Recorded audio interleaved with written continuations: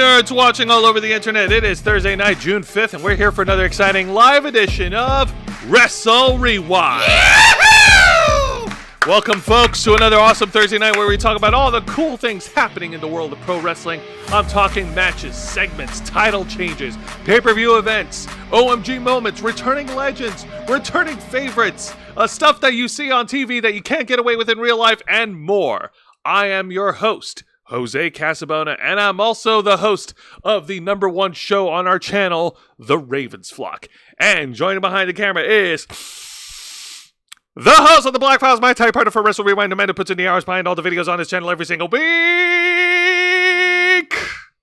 Hailing from any location where you don't need an invitation, Mr. Juan Arouse. Where the fuck are you getting all of these? There goes our monetization. You did it, not me! Yeah, I know. There goes our monetization right off the bat.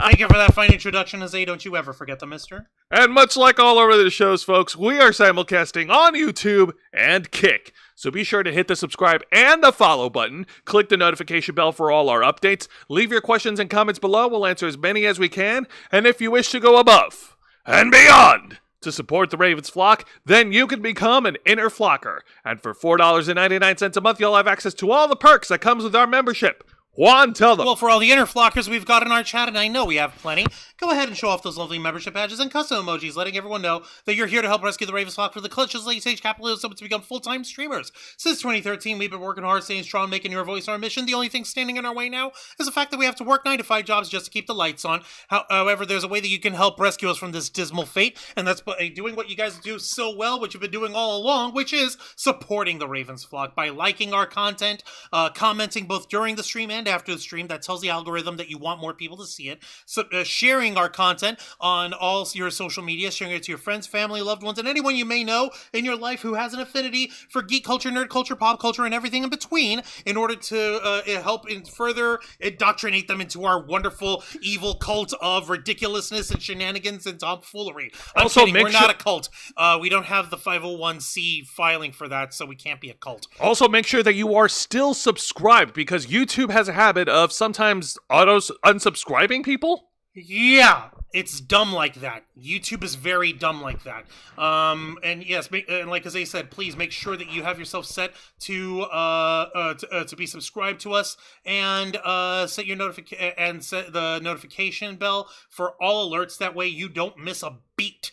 And of course, the more you spread the word of the Ravens Flock, the more subscribers we can get. The more subscribers we get, the more inner flockers come out of them. Before you know it, we'll finally be financially independent. That way we can actually do this channel for you fine folks at home and not have to worry about working a job for the rest of our lives. With your help, we can and will succeed. You also get access to members first and members only content, a special discount to our merch store, link in the description below, and you get access to all of us, the Ravens Flock, your favorite motley crew of nerds, here to make your voice our mission by providing us your thoughts, your input, your feedback, and your ideas to better shape the future of this channel to suit your tastes and needs. I see in the chat, up here, Kyle Canada's in the chat. How's it going, buddy? Mr. Quay, Hassan Terrell, Jeannie Rick, and Nikki Bella, Vicente Guerrero, and Christopher Justice. No yeet. No yeet. God dang it, what the hell? But pray tell, Jose, what is it exactly that we do here on Wrestle Rewind? Well, here on Wrestle Rewind, we review 3 of the most exciting pro wrestling programs in North America today. That is WWE's NXT, AEW Dynamite, and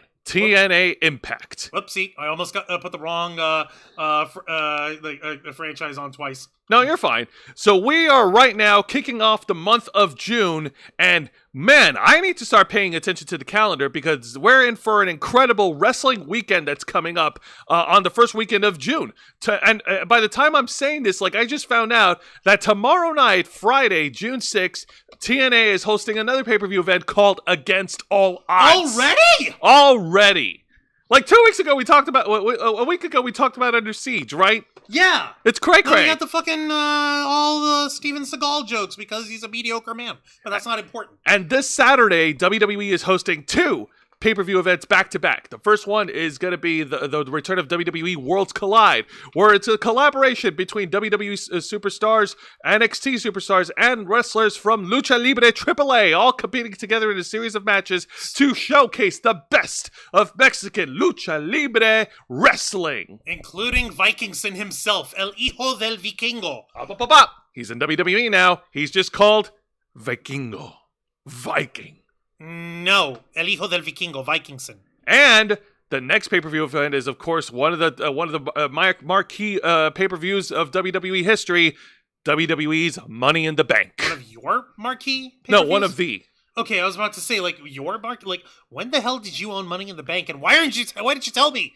Because I'm figuring this shit out right now. Well, you're sitting on a gold mine, Trebek. And WWE's Money in the Bank will be headlined by the awesome main event of the undisputed WWE Champion John Cena tag teaming with one of the worst human beings in history, Logan Paul, to take on the team of the World Heavyweight Champion main event, Jey Uso and the American Nightmare. Back over here in the main event, and I was going to take an opening belt, and at the time he's standing up the world champion, that he was going on getting all over the place, and he's going over here, he's going to get high on everybody, but at the same time he's going over against John Cena, and showing what it's really means to be boss, and at the same time John Cena's over here making sure that everybody remembers that he's a bad guy in order to team himself up with the absolute worst person ever, who's in an episode of Thief and Coffee still has his number, and Logan Paul's a fucking scam monster. Good, that doesn't matter because we're going to have to vengeance in the sense of Cody Rhodes. Yeah, WWE didn't fuck up John Cena's heel turn. What the fuck? But don't worry, folks. Here's something. We do have a partner that is definitely not fucked up and have not fucked themselves up. Thankfully. The Ravens Flock is proudly partnered with Glitch Energy. Damn right, folks, which is why we here at the Ravens Flock are proud to once again show our support for our partners at Glitch Energy. Glitch Energy specially formulated smart energy blend keeps you running strong all day long, just like the Ravens Flock, with 0 carbs, 0 sugar, 0 calories, 0 lag, and 0 crash. And when you go to glitchenergy.com, do yourselves a favor, bookmark the page because you never know when you're gonna see any new surprises. But if you want to actually see new surprises, do yourself a bigger favor. When you go into the website, click on the little gift present button that's on there, because that is the present that Glitch Energy hands you right off the bat. If you sign up for their newsletter online by just giving them your email, you unlock a 15% discount to your very first order with Glitch. Now that's a hell of a deal. Hells yeah! 15% discount off your first order, and signing up for the newsletter is easy. It is simple. And glitchenergy.com has a variety of different flavor selections to choose from. There's always something for everyone, such as the Quest item, which is a sweet apple flavor for those who love sweet apples. I like apple juice, and I want it to be energizing, so yay. And what's that? 50% isn't enough? You still can't afford it? That is fine too, because Glitch is so nice to their customers. They are willing to work with them to help out with their payments through their Cash App Afterpay. Exactly. For instance, here a standard tub of Glitch Energy would run you at $34.95 before shipping. However, if you do need to actually space out the payments, then you can use the Cash App Afterpay function and just pay 4 interest-free payments of $8.74. And and those payments are, if I'm not mistaken, they are weekly, and they help you out. Actually, let me just click on this and we'll find out. Yeah, every 2 weeks, even better. So yeah, it's not even every week. It's just every 2 weeks. Exactly. And if that's not enough, if you go to glitchenergy.com and use our promo code FlockFuel, you'll receive a 20% discount on your order. So don't delay. Summertime is here. Go to glitchenergy.com, use our FlockFuel discount code, get your glitch now. We want to once again thank Glitch Energy for partnering with the Ravens Flock. Yeah. All right. Now, before we get into this week's reviews of the shows, there is something very important that me and my tag partner, Mr. Wanderowski, don't touch me! We have to address immediately. Oh, yes. Okay. All right, Jose. I'll let you go ahead and take the lead on this one, because you're just as upset about this shit as I am. However, this is your show, so you have seniority. All right, so the major bone of contention that we have right now, the main story that we need to talk about, revolves around 2 female wrestlers who are coming down with a lot of unnecessary harassment from the internet wrestling community. Juan, I do have a picture. Can you please share? You do have a picture. Okay, I was gonna show this, but all right, sure.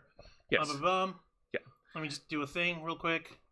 Hang on. It is the very first thing. Oh, there we go. Cool. Yeah, that's these lovely ladies here. Yes, these lovely ladies, of course, being The one of them is the current WWE Raw superstar Roxanne Perez and her real life friend Elena Black, formerly FKA Cora Jade, who used to be with WWE's NXT before she was recently released from her contract. Lame, bring her back. She now, was fun. This is something that me and Juan, we've been stewing over because since Cora Jade's release, which was about over a month ago, there have been stories that were coming out by her and other sources that Cora Jade was being harassed. Mainly it's from her. That she was being harassed and body shamed, not just from the folks on the internet wrestling community, not just from folks on Twitter, but also from her coworkers in WWE. Yep, that was disgusting, and finding this stuff out was something that I was not very happy to hear. This is not something that I was not very happy to find out about. So, if you actually want the full story from her own mouth, then by all means, we encourage you to check out the Ariel Helwani podcast and check out her full interview on the Ariel Helwani show, where she actually where she went into full details of the struggles that she had to go through while under contract with WWE, and the details are, forewarning, are very, very heavy, very concerning. And it's really sad too, because how old is this kid? 24? Yes. Jesus Christ. She's old enough to be my little sister. Like, I'm old enough to be her fucking father in a really gross way. But Jesus Christ, it's like, it's unacceptable to fucking body shame people if they're, like, too thin or whatever the fuck. Like, listen, there's no such thing as someone being too skinny when you, if you want to actually have some kind of contention. Roxanne Perez herself is a whole head shorter and much thinner and smaller than Elena Black is. So I don't see people crapping about Roxanne Perez due to her appearance. Oh no, Roxanne, it's worse. It's worse because recently there was a word that made around the internet that Roxanne Perez has been receiving death threats, and she was also publicly doxxed on social media. Oh, yes. And this was something that we had found out about on our own communities over here. For instance, on Facebook, the Ringside roster. We'll go ahead and we'll show this here for folks to see. Our thoughts are with Roxanne Perez after her privacy was violated in a deeply disturbing way. For those who may not be aware, Perez has recently been the subject of harassment and much worse, and someone also disturbingly invaded her privacy by posting her personal address online. It's absolutely heartbreaking to see these things happen. No one, especially someone who gives so much of themselves to entertain others, deserves to be put through this kind of situation. There have been far too many incidences like this lately involving fans crossing the line, whether it's on social media, airports, hotels, or even in their homes, and it's completely unacceptable. Changes must happen. We're sending nothing but love, support, and peace her way during this most difficult time. Yeah. So, yeah, stand with Roxanne. Goddamn. Yeah. Yeah, and I've even fucking seen a Twitter page with it's one of those gimmick Twitter pages which I could have sworn actually already got taken down. I think so, yes. And you know what? They fucking deserve it. It was a stupid Twitter page. I'm not going to repeat their handle name. We have to. All right, fine. On this instance, it's a fucking Twitter page of, is Roxanne Perez dead yet? Tasteless. Disgusting, fucking ratchet ass fucking behavior. That is the kind of behavior that you expect from a dog, from a disgusting little cretin, and that's something that I cannot fucking abide by. That is something that I cannot accept. No, I can't abide by either. Like, folks, this is a reminder to all the wrestling fans that professional wrestlers are human beings just like us, and we need to do better in terms of how we interact with them and how we treat them online or in person. And of course, this goes without saying, publicly doxing someone is fucked up. Don't fucking do that. Don't divulge a person's personal information. Please don't be gross. For fucking serious people, like I cannot fucking stand this. Like, and of course we've got fucking people who are celebrating that shit, and others who are trying to justify the behavior of her being bullied and of Cora being bullied and being mistreated by her peers at NXT and WWE, saying like, oh, they want you to be bigger, they want you to have more muscles, they want you to look like an athlete. Ha ha, that's just the business, brah. And like the comments of these kind of fucking things, I've seen half of those comments where it's saying like, oh, that's just the business, suck it up, fucking grow a spine. And there are others like, oh, well, all she really has is her tits, all she really has is her boobs, she doesn't have anything. Like, those kind of fucking moronic, reductive, and disgusting ass fucking statements, those are exactly proving the fucking point that folks are making about how this is fucking harassing. So shut the fuck up. Miss me with that shit. Exactly. Like, for fucking serious, man. It is revolting to me. Yeah.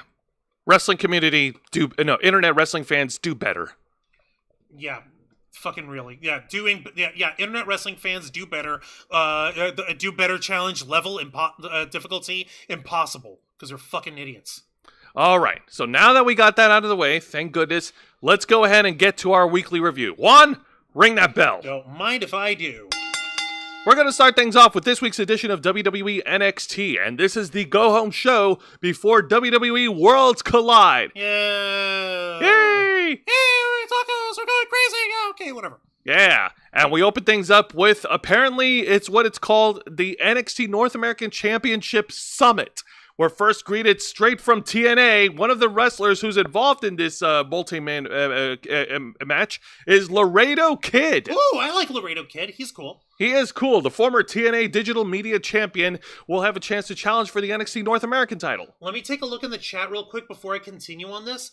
Hassan Terrell was saying we talk too fast. Then speed up your ears, buddy. I always talk fast. And yes, we know what every day is. You don't have to tell us. I will remove you again. This wasn't the first time, but this is the only warning, Hassan Terrell. You don't have to keep telling everybody what day each show goes on. And this is the only warning I'm giving. Mr. Quake over here. Cora Jade is injury prone and poor attitude to boot.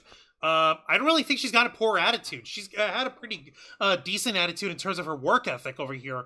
If you're conflating her heel persona with her real life attitude, then, remember the kayfabe, buddy. Wrestlers are people like us. Yeah, you're yes. I said it. We're human beings. Lisa Boo's in the chat. Hey up, Lisa Boo. Welcome to Wrestle Rewind. Yeah, she's 24.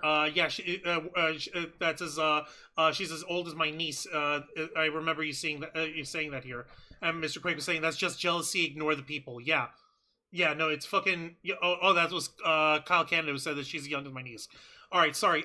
Just catching up over here. Let's continue. Laredo Kid, yay! Laredo Kid's joined the summit, and another person joining the summit is, of course, one of the future prospects in WWE, Javon Evans, the young OG, the bouncy boy.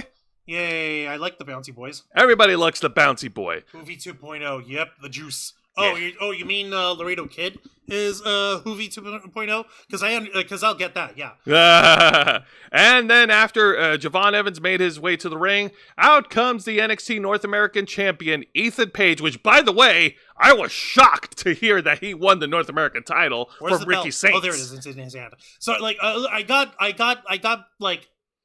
functionally blinded for a minute because the burgundy suit jacket and him holding the belt, it didn't register with me that he was holding the North American Championship belt. I know, the color coordination. Yeah, okay, so, ha-ha, very cute, Ethan, very funny, ha-ha-ha. So Ethan Page is not very happy right now. He is not very satisfied because he has to defend the championship in a fatal four-way match at Worlds Collide. This is so unfair.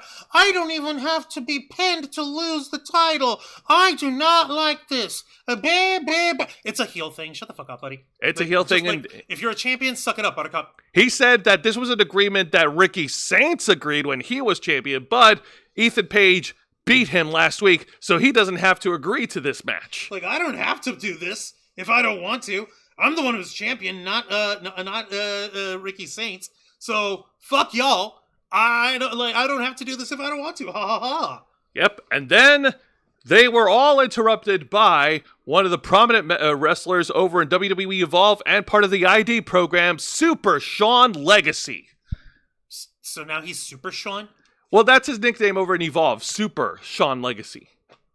I don't know what the super came from. Okay. But so he was super, and then so that's because he's lower than the great Obafemi.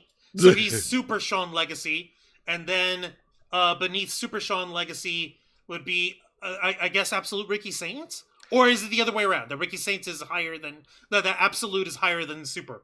I don't know what you're thinking, but if that helps your mindset, go with it. You want to go fight in Nigeria, Jose? Shut up. No. Anyway, so Sean Legacy got on the mic. He talked about how he's excited to face the winner of the North American Championship Fatal 4-Way match next week on NXT. He's calling dibs on the guys. Like, I got dibs on the winner. Like, haha. Well, no, he won a number one contender match 2 weeks ago. Yeah. Okay, see this. Okay. And he also competed recently on last night's edition of Evolve for in a Fatal 4-Way match to crown the first ever men's Evolve champion. So, not sure if he won or not, but I'll have to look that up. But the point is, Sean Legacy is excited. Okay, he's like the Johnny Gargano of Evolve. Okay, cool. Appreciate that. Over here, yeah. And then out comes the heel faction from Evolve. They're called Swipe Right. Well, actually, no. They're called the Vanity Project. Yeah. They're not Swipe Right anymore? Well, that's the name of the two-man tag team Swipe Right. They've aligned with another guy whose name I don't know, and they're called the Vanity Project. And they sided with Ethan Page, and they started, and then we got ourselves a Pier 6 brawl. Yay! Pier 6 brawl! Pier 6 brawl! Pier 6 brawl! Pier 6 brawl! Woohoo! This will not be the first time that I mention Pier 6 brawl on tonight's program.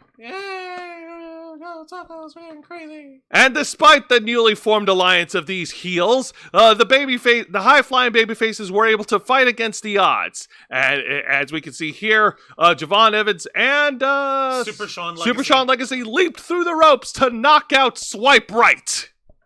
I mean, the Vanity Project. I'm trying to learn it. Well, okay. Well, it's a little odd. And why are Swipe Right why are those boys wearing the shortest of shorty shorts? Those are short shorts that are short. That are so short that they short the shorts. Because Jesus fucking Christ. Listen, man, shorty shorts are in this year. No, they're not. Bruh. They were never in. They're not even in if you're a male stripper. All right? Don't ask me how I know these things. I just fucking know them. But they're hunks, bruh. They're oh my god. I give up. All right, so good guys beat down bad guy faction. Ethan Page ran off because he's a bitch. Yeah, this sets up for later in the evening for an 8-man tag match, which, by the way, the babyfaces won. Yay! But that was not my favorite match of the night, my exciting match of the night. The exciting match of the night goes to this one-on-one match, which is contested under British round rules. Cool. Featuring 2 members of the North Quarter Catch Crew. Miles Bourne goes one-on-one against the leader and mentor, Charlie Dempsey. Okay, I still can't get past his mustache. I'm sorry. I'm so sorry. That's so reductive. That's so small of me. But he looks weirder without this mustache. Without the mustache, he looks like a younger William Regal. Yeah, and that's all right. Is it? Yeah, it really is.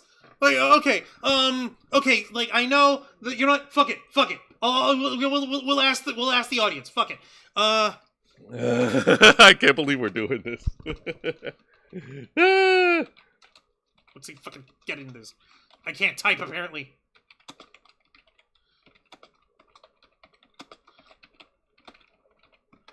Okay, with a mustache.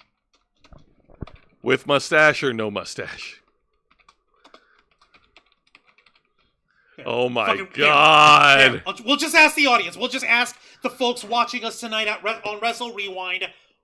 For those of us who've watched Charlie Dempsey, and if you remember how he looks without the facial hair, and if you remember how he looked on it with and without it, let us know what you think. That Charlie Dempsey looks better with a mustache or with no mustache. And we'll end that at the end of our NXT segment tonight. There. All right. So apparently, like in storyline, Miles Bourne and Charlie Dempsey had recently butted heads because Charlie Dempsey hasn't been fully supportive of Miles Bourne and his meteoric rise to come nearly close to winning the NXT Championship against Obafemi at Battleground. Okay, so what? He's pissed that Miles Bourne got a push?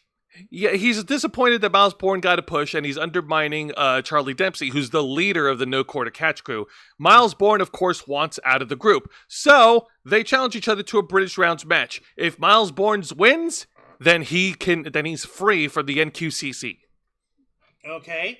All right, I guess. Let's see how this goes. So, now, of course, like I said, we got graps. Now, this is contested again under British rounds rules. There's 6 rounds. There's 6 3-minute rounds in the match.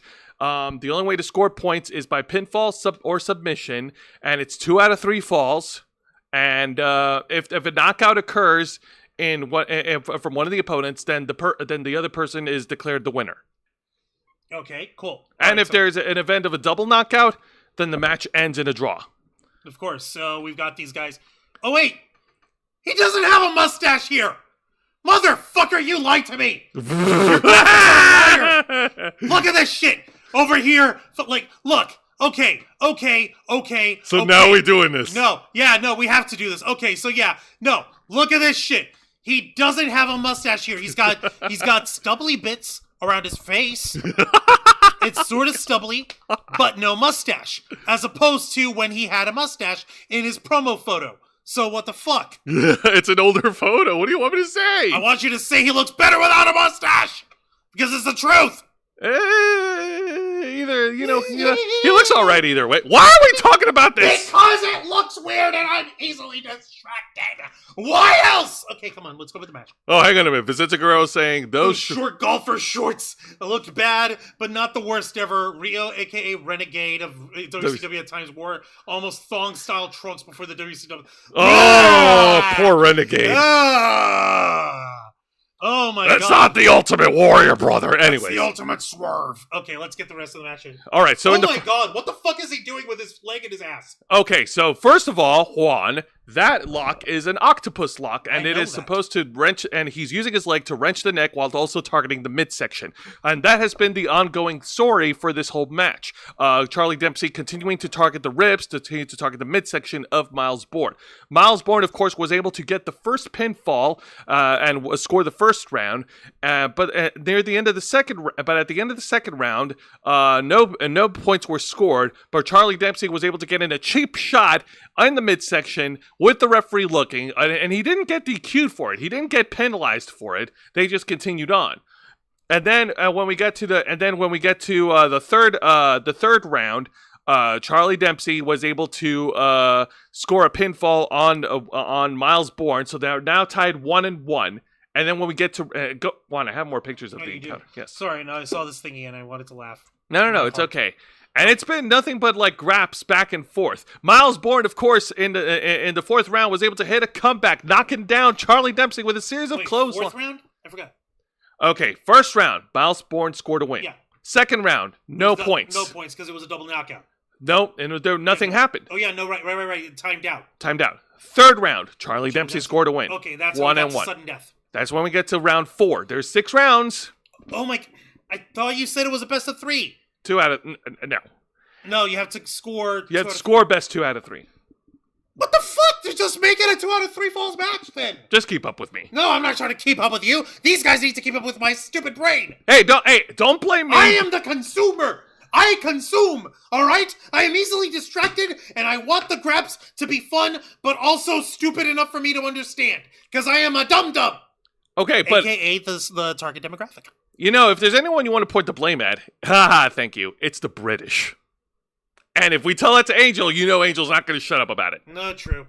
Anyways, so Miles Bourne hits a series of clotheslines and takedowns on his mentor, and then... in a surprising twist, I was expecting a bigger finishing move. Go ahead and share that. But then Miles Bourne was able to connect with a falling drop kick onto Charlie Dempsey. He then pins and wins the match. Your winner, Miles Bourne. And he is officially out of the NQCC. And didn't they also like shake hands afterwards at the end? Like, okay, no, you won. You're free to go. Good having you. We'll see you later. Yes, they did. Okay, yay. Okay, so at least you had like, okay, no hard feelings anymore. You're good. See you down the road. Exactly. All right. Okay. Well, it's like it seems like WWE must have big plans for Miles Bourne. Yeah, it's called Keep Stephanie Farquhar Happy. Sorry, I've got the conspiracy theory here. I would have gone with Randy Orton 2.0. No, please don't. No. Oh my God. Look at how he looks. No, but don't you understand? People are for the stupid AEW sickos are gonna say like, no, that's Kyle Fletcher. He's the real future of RKO and stuff because he's literally aping all of Randy Orton's shit. And it's like, no, buddies. This is like, no. And don't even do that to Miles Bourne. Make Miles Bourne his own fucking thing. Yes. Fucking hell. I'm sure they'll figure something out, but this is still a notch. This is still a good notch for Miles Bourne to have on his belt. Yeah, it is. And hey, I think somebody put up a sign for him right at the end there. Let me see here. Oh yeah, Miles the Kid Bourne. Let me just zoom in on this tiny ass fucking heart. You're like, what the fuck, Juan? No. Aww. Isn't that sweet? That's so nice. Maybe that was his sister or his mom or someone. I don't know. Maybe. Hey, man, we have some very nice fans here in Florida, right, Juan? Yeah, we do. It's so weird. All right. That's NXT for you. That's so weird, but yeah. And speaking of weird and completely out of nowhere, we're now going to get to the exciting segment where we are going to talk about the coronation of the newly crowned NXT Women's Champion, JC Jane. Where did this come from?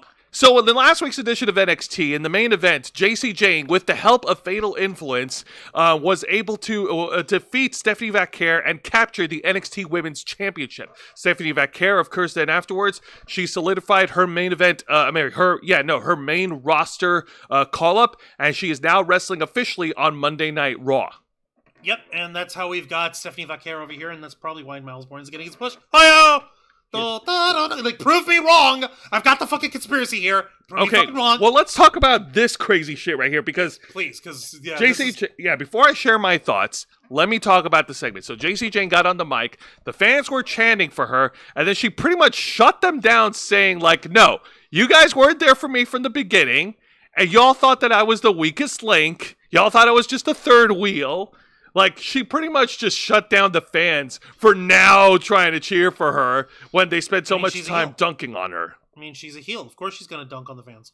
Yeah, and she pretty much says that everything is fine in the Fatal Influence, and they've all decided that it's JC Jane who deserves to win the NXT Women's Championship.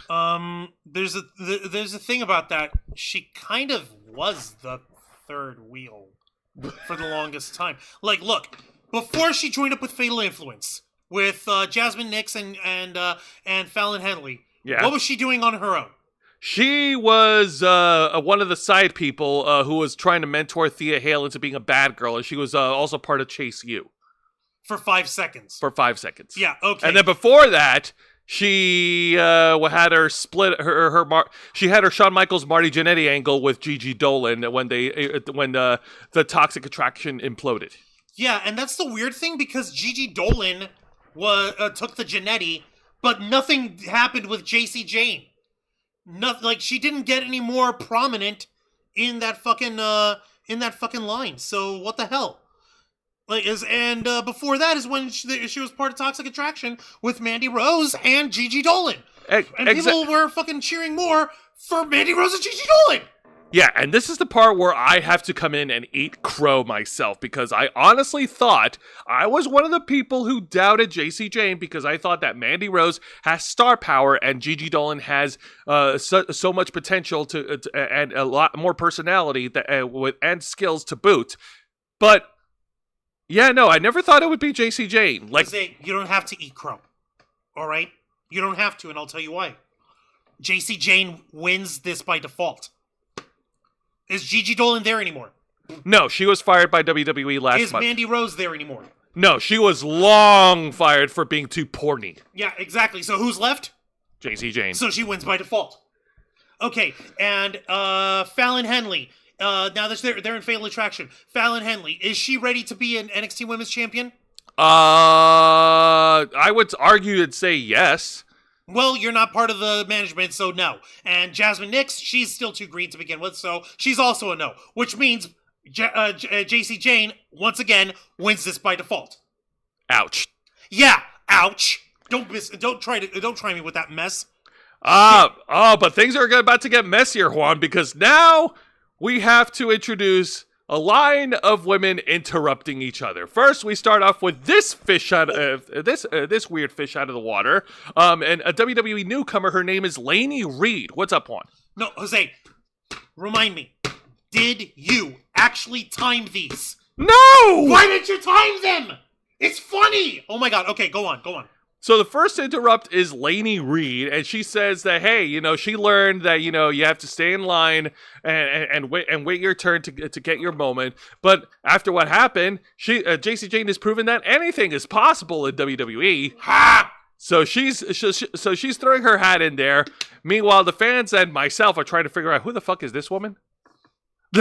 And she's immediately interrupted by Lola Vice. First by Lola Vice, who the fans immediately popped for. The queen of NXT Underground. Yep. She's over here called JC Jane a beatable champion. And she wants to take the belt over to Vice City. And then she was interrupted. That Lola Vice was interrupted. Lola Vice was then interrupted by Jordynne Grace. The Juggernaut. And, of course, the Juggernaut, the muscle mommy herself, is talking about how she has, she wanted to, when she joined the best women's division in the world, she wanted a piece of the action, and now she's going to take her piece. And then she was interrupted by Jada Parker, and then she was interrupted by Lash Legend, and then Thea Hale just popped out of nowhere and started another piercing sprawl. That's Thea Hale down there, right? No, that's right over here. Yep. In the foreground, my bad. And then we get another piercing sprawl. Yay! Piercing sprawl! Piercing sprawl! Piercing sprawl! Piercing sprawl! Yay! But then the lights cut out, and we are all graced by a wrestling icon who personifies glamour. Folks, she is the former AEW Women's World Champion, Mariah May. What the fuck? Oh my God!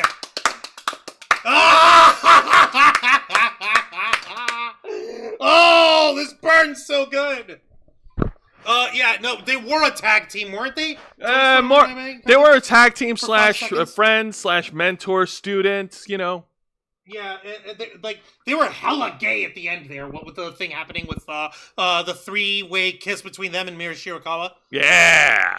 But anyways, Mariah May has arrived in WWE, and she said that the best women's division in WWE in the world just became more glamorous. Oh my God, Tony Khan must be shitting himself. Surprisingly, and there were no and crying and boogers out of his face, and he's farting all over himself. And the girl he likes so much, Mercedes Money, is looking at him, and he wants her to wink at him some more so he can throw $15 million at her. But she's not looking at him because he's fucking gross. So he feels sad.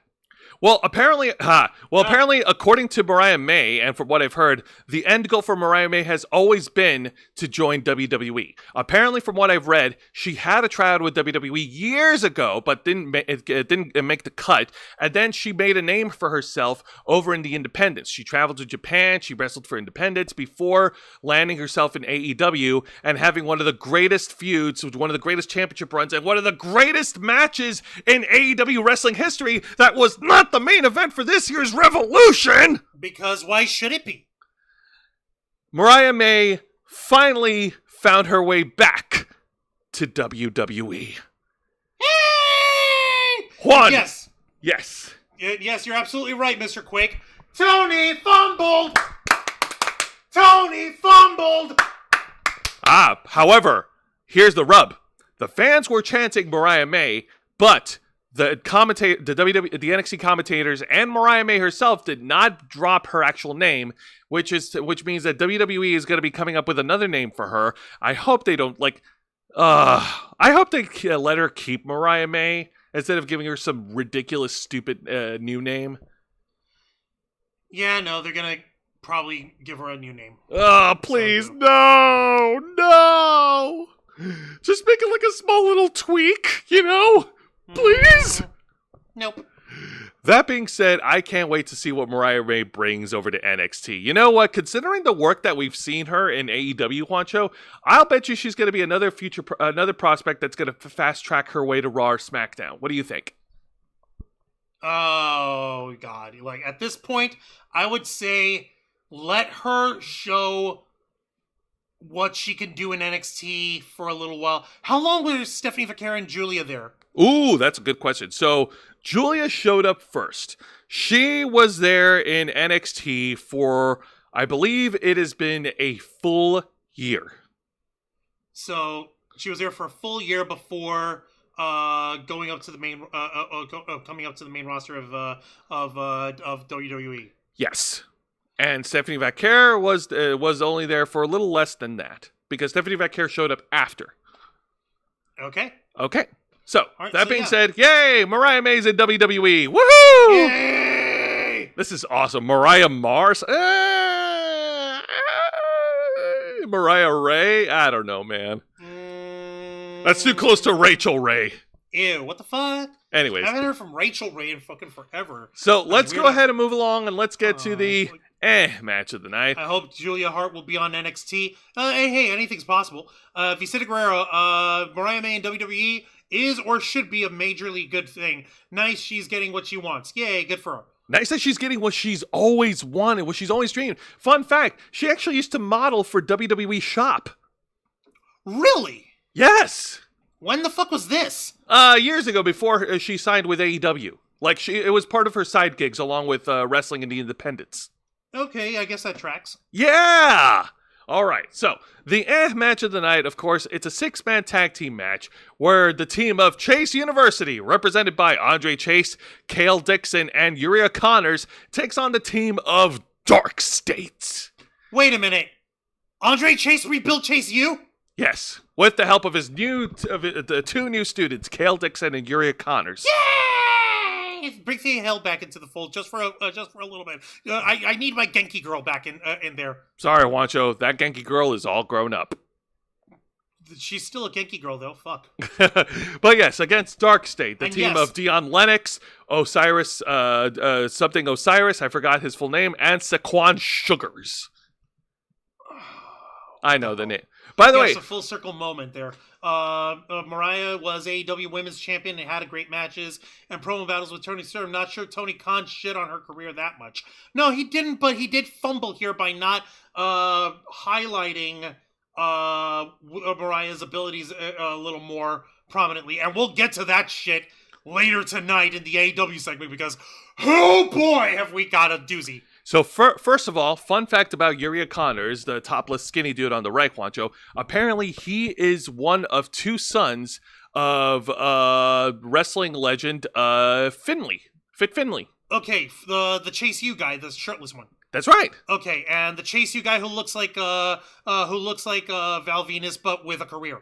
Oh, no, that's Cale Dixon. Okay, yeah, just making sure. Sure. I really didn't care for this because at this point, the whole thing with Chase U, Juan has his opinions about it. I'm of a different mind. I feel like they're kicking a dead horse already. I feel like the story has already folded, has already come to an end with Ridge Holland destroying the place and destroying everyone's hopes and dreams and hearts. Oh, fuck you, Ridge Holland. And yeah, and as for Dark State, I feel like Dark State is starting to lose their momentum. What momentum? Well, they made an impact. They destroyed Trick Williams in one of the main events. Yeah, and he got better. They didn't stick with continuing to jump Trick Williams. They didn't make the rivalry last that long. They didn't even stick to them continuing to jump the NXT champ, Oba Femi. Yeah, exactly. Haley Ray Stouts in the chat. How's it going, Haley Ray? Welcome to Wrestle Rewind. I'll never get over Randy Orton RKOing everyone. His best stream ever. Appreciate that. And yeah, that was still one of the most ridiculous and hilarious fucking ways to finish a match that that one can conceive, because Randy Orton is just like, yeah, nope, fuck this, I'm done. I'm not playing around anymore. RKO, fuck you. Fuck, yep, RKO to you, RKO to your cow, RKO to your horses, yeah. That being said, getting back to the six-man tag match, like I said, there's really not much to talk about. There was a little bit of miscommunication among Chase U in terms of teamwork. They're still trying to still trying to get their traction going. And Dark State was able to take advantage of this as they work together as a unit, and they hit their finishing move on Yuri Connors to pin and win. Your winners. Dark State. Oh, fuck them. Whatever. Fuck them indeed. Oh yeah. By the way, guess who else is the son of Finley? Oh, David Finley Jr., who currently wrestles in New Japan and is part of the Bullet Club in their sub-faction, the War Dogs. Oh, nice. I knew about David Finley. I just didn't realize. Yeah, and following Finley tradition, he also carries around a freaking shillelagh. It's the same shillelagh, isn't it? Yeah. Of course. Well, his dad just handed it to him, like, here you go, have fun. Have fun, mate. Well, have fun there, son. Yeah. Oh, yeah. Yeah. It's not, mate. He's not Australian. What the fuck? All right, fair. Now, thankfully, the good news is there were no crappy bad segments on NXT. Not even anything from the Tony D'Angelo shit anymore? None of that? No. I think right now they're cooling that off for now. So, but before we get to the main event, we do have an honorable mention, and this goes to the NXT in-ring debut of Tyra May Steele. She is the winner of the women's bracket in WWE's reality show LFG, Legends and Future Greats. Cool. Yes, she is a former Olympic competitor all the way from Texas. She competed in her first match against Ariana Grace, and she did pretty well with her limited abilities. It was a 5-minute match. Ariana Grace laid in her offense, and then Tyra May Steele laid her out with a series of clotheslines and finished her off with a deadlift German suplex from the ground to pick up the win.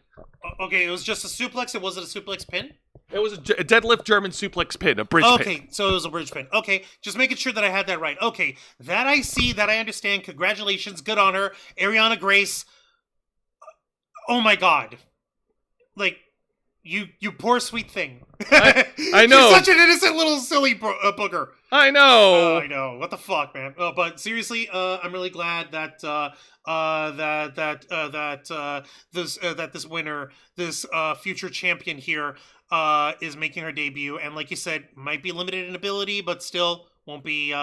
We'll be seeing more of her as she. Yeah, I know. Like, she has won. Let me take a look at her bio here. Like, because she competed in the Olympic Games for 2020 in Tokyo, and she won a gold medal in freestyle wrestling. Let me see here in the. Oh wait! Oh shit! Freestyle? Yes. Cool. All right. Vicente Guerrero in the chat. Julia Hart was at WWE as a random guest panel. Not sure what the angle was, but Julia Hart was at ringside eating chicken. We'll get to eating food in a minute over here. In a little bit. TMS is Kurt Angle 2.0. Yay. Hey, you know what? Hopefully she'll have a much better What's her run. name? Tyra May Steele. And hopefully Tyra May Steele. Hopefully she'll have a better run in WWE than Gable Steveson.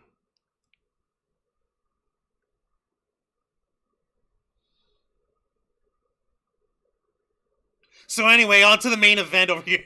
So let's go ahead and get to the main event. Yes, and the main... Fucking hell, Gable Steveson. What the hell was that? Trust me, there's more to him than I want to know about him.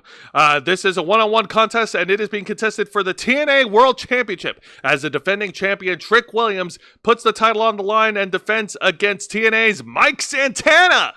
Oh, shit. That's right, bro. Yeah. Well, considering he practically stole the TNA World Championship right out from under TNA, and he's holding it hostage, basically, like, oh, I'll defend it where I want, when I want, against who I want, kind of stuff, and whatever. Like, that bullshit idea of his. So, like, oh, screw you. I guess we got to have the TNA guys show up at NXT for there to be a chance of any one of them taking back the TNA World title. Yeah, so go figure. And then Mike Santana showed up on last week's edition of NXT. Pretty much, not only was he successful in his in-ring debut match against Tavion Heights, but he called out Trick Williams, and he challenged him for the TNA World Title for this week, and this is how we got the match. And guys, I'm gonna say this right now: if there's still any doubt that Mike Santana is not a main event player, like, dude, you cannot be any more wrong. Wrong! Exactly. In the words of an actor who we will not name. So Mike Santana immediately off the bat knocks down Trick Williams and then knocks him out with a freaking tope con hilo over the top rope, laying out Trick at ringside. And then when we get back from commercial break, Trick Williams was able to turn things around on the Boricua from Bronx, New York. Yes, he's from the Bronx, so he can be forgiven.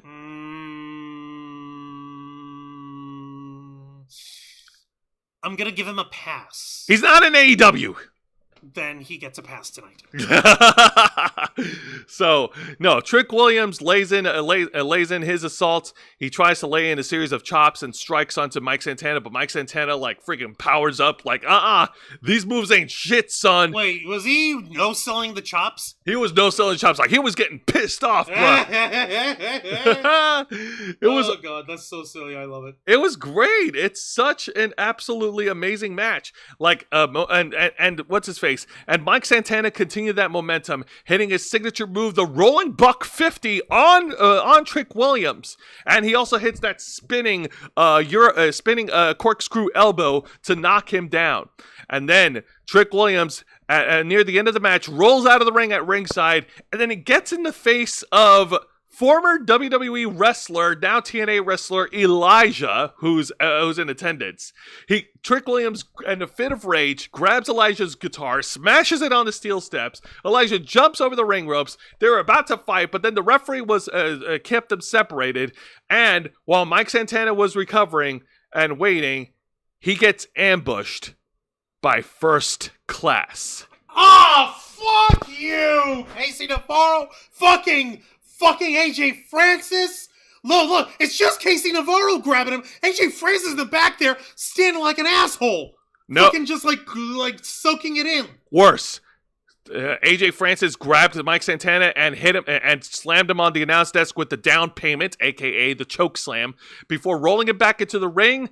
This allowed Trick Williams to take advantage and hit the running trick shot to pin and retain against the TNA challenger. You're a winner. And still, the TNA World Champion, Trick Williams. Fucking hell, man! So now we know who he's teaming with. Now we know who's got their bits on making sure that we show Trick Williams is definitely healing up. There's no need to fucking cheer for him. There's no need for you to try to support him, even though what's-his-face Booker T is splooging all over himself because he thinks that he found a son in Trick Williams. Listen. What about your real son? What about that sucker? Listen, Book. Just because Trick is emulating a lot of your moves and your breakdance, that doesn't mean that that he's trying to kiss. He's trying to kiss up to you, okay, sucker? No, that's exactly what he's doing, and it's working because fucking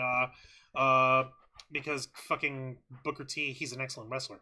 Well, at least Vaquero isn't there, so he doesn't do any more of that stupid noise.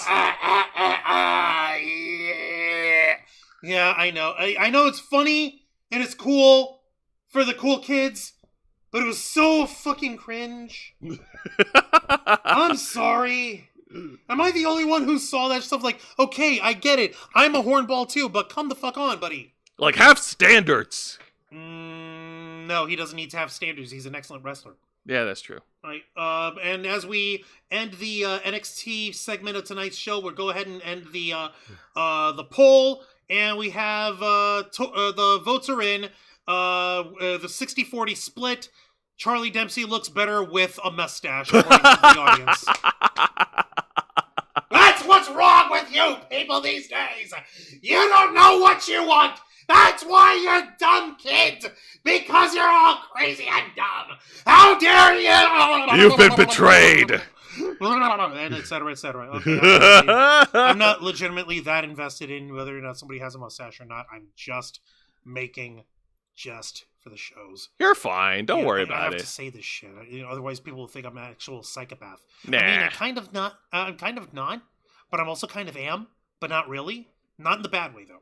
That's a different conversation for another time. But now it's time to shift gears and talk about this year's AEW TV special, which is called AEW Fyter Fest. They're bringing it back. A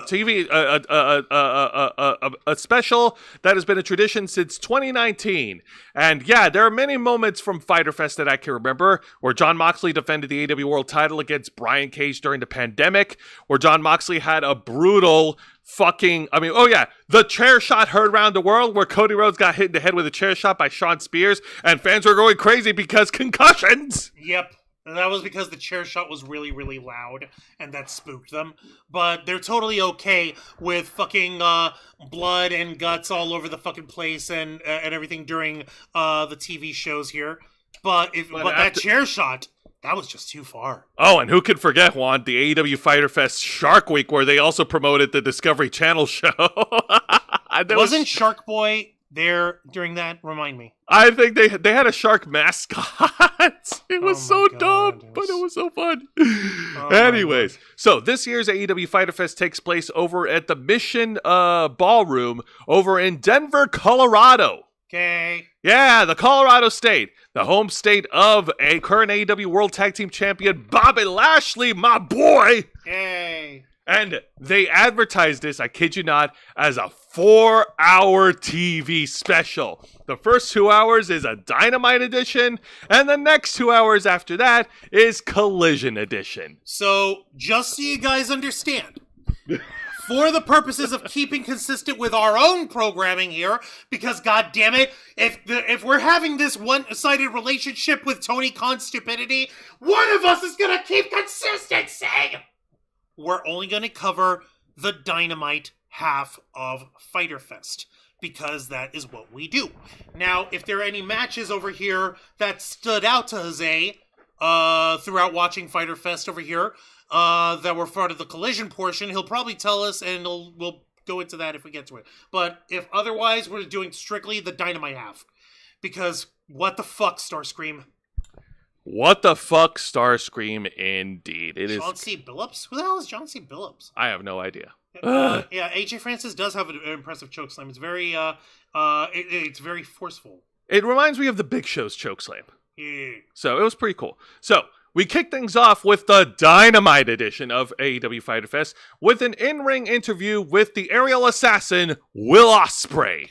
All right. Okay, what's the bruv gotta say? All right, so Will Ospreay's being interviewed we by... have to hear the bruv. He's being interviewed by Tony Schiavone. Are you sure it was an interview? Yes. Are you certain? It is an interview. It's not just Tony Schiavone standing, handing him a microphone, and then walking away? No. He actually stood there the whole time. Did he ask questions? Then it's not an interview. He asked one or two. Then it's not an interview. Okay, well, anyway, so for the past 2 weeks, Will Ospreay has been trying to form an alliance, a temporary alliance with Hangman Adam Page and Swerve Strickland to fight off against the Death Riders heading into All In July, because Death Riders have a strength in numbers, and if they work together, they might stand a chance. However, there's a problem with that. Swerve is not a team player. Swerve still has a little bit of beef with Hangman Adam Page. I mean, do we have to remind you guys of how beefy they get? No, Juan, you're using the wrong object. It has to be a syringe. Oh yeah, let me go get my Ozempic. Maybe that'll help you. No, no.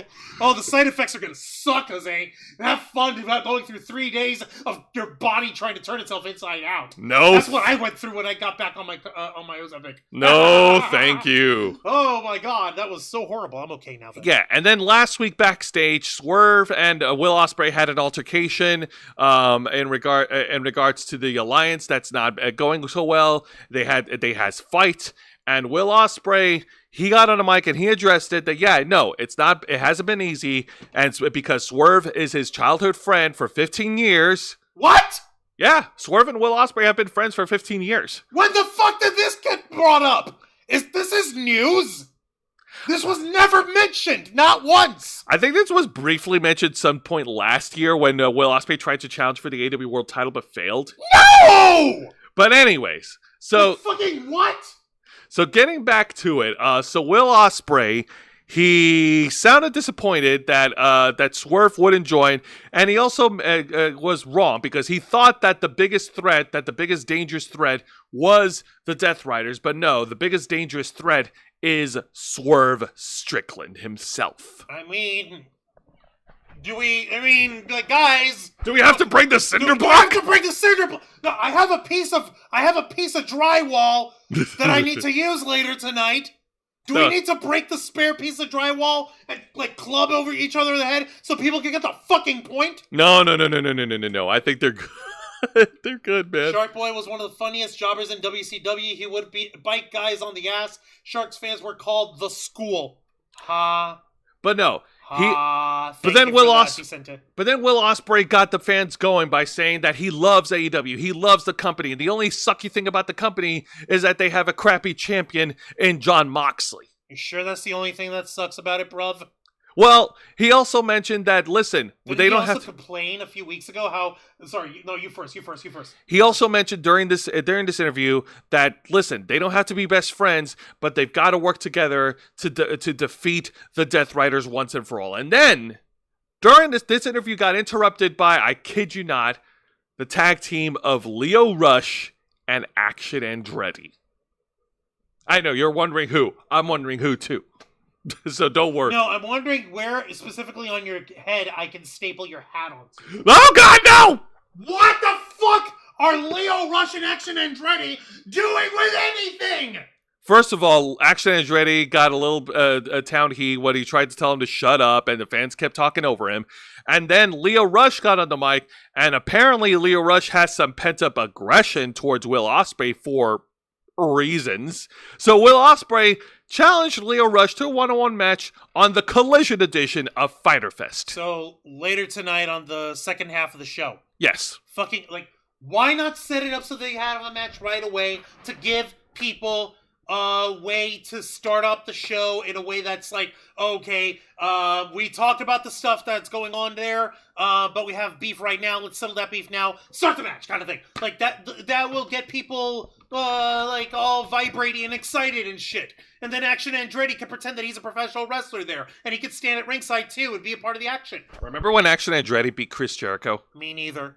Yeah. And, he was the biggest future thing that Chris Jericho has. Oh, Tony Khan, you and your buzzwords.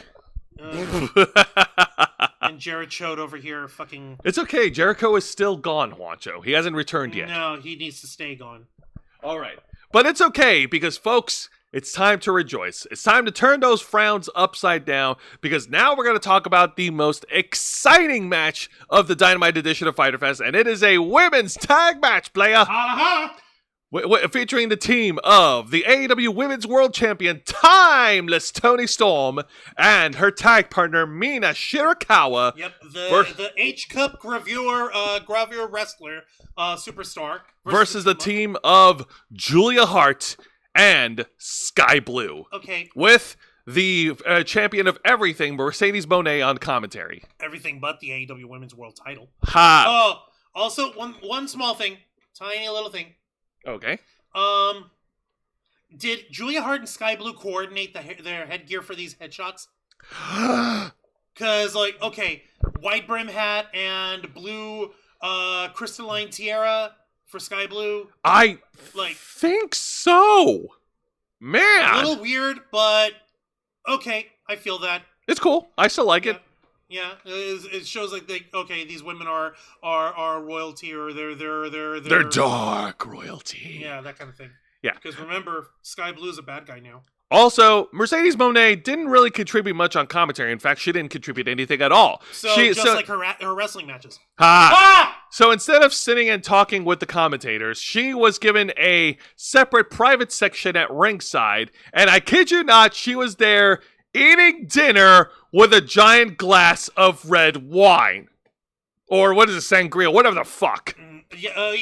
So that's probably red wine and... What is that? It's steak. Steak and veggies. Steak and green veggies. No, that's I see the spinach leaves. I see that. But what's that brown lump on it? That's steak, Juan. We eat steak. We know what steak looks like. No, it isn't. What?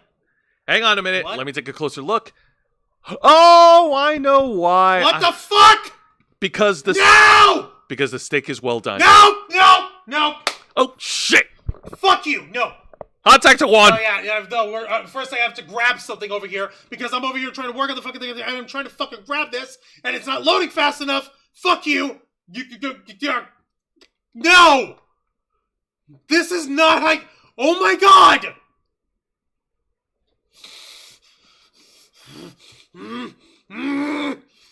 Ah!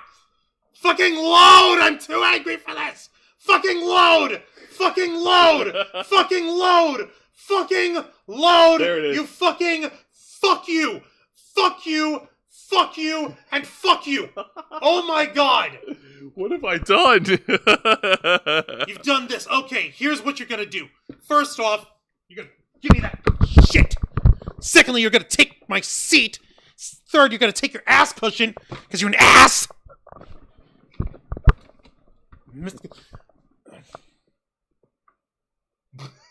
The cushion goes under your ass, Jose, not on your lap. Just talk. You already. Hi there, folks. Juan Arouse here, one of the heads of the Ravens flock, tech guru of the team, host of the Black Files, and Jose's tag partner on Wrestle Rewind. All right, so before we even get to the quality of the match itself, which I'm sure was the top priority in both Jose and Mai's rewatch of the match, and not the HLA brought to us by Timeless Turning Storm and Mina Shirakawa's sapphic horse girl romance that's going on. That is not a steak. That is a fucking abomination to anyone who prides themselves to have a modicum of standards in the culinary arts. Jose, would you kindly show the folks the fucking chart that I just downloaded, because it took forever for it to fucking load. Okay, yeah, zoom that up. So there we go. And bigger, and there you go. Okay, now this is a chart for meat temperatures for steak. All right? Now, this is pretty much a well-established standard for what to cook the internal temperature of your meat to. And no, I'm not going to fucking calm down, Hassan Terrell. If you don't like my energy, miss me with that. Now, extra rare, which is another term for it would be blue rare, where you only cook the internal temperature of your steak to 115 degrees. It's seared on the very outside edge and nothing more. The internal temperature remains at 115 degrees, and it's still mooing occasionally. Okay. Click back to the other one because it's bigger over there for me. Click back to the Facebook tab so I can read. Thank you. All right. So the rare, which is 125 degree internal temperature, that would be like that would be exactly what it says on here, like caveman quality sear, where it's cooked through to a little closer to the inside, and it's still soft, and it's still kind of tender, and where you can feel the temperature of the meat actually be something manageable. Now, 135 degrees gives you medium rare. That's a pretty standard for most restaurants, that they serve it standard at medium rare or even medium according to people's taste, which comes to at 145 degrees internal temperature. Yeah, it's still tender, but starts to get a little bit dry on the outside. Then we start to go into sin territory, where you have it medium well. That's 150 degrees internal temperature. And there we've passed the point of no return, as they like to say. So medium well basically means it's cooked through, but the inside is still just the slightest hint of pink. It's the slightest hint of cooked thoroughly. And then we have well done. Congratulations. Your steak is now a hockey puck.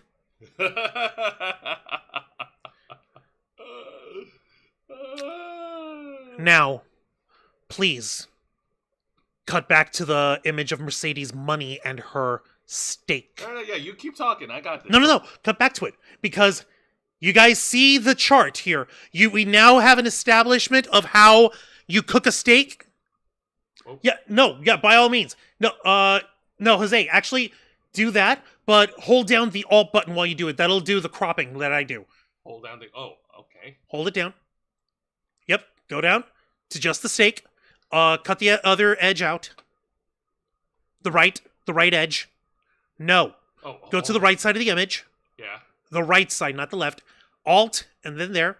Reposition, and then resize so that it's bigger. Okay, fine. I guess we're... Oh my god. Now, as you folks can see here, this is beyond well done! This steak is no longer a steak. It is a piece of leather on top of unfortunate spinach leaves on top of an even more unfortunate silver plate. That is disgusting. It is a sin against nature. K-Storm, would you like to see a sin against nature? Honey, hi. Would you like to see a sin against nature? Oh no, come take a look. Peek your head out. You see that? That's allegedly a steak. It's well done. It's not well done. That's dead. That is a piece of leather.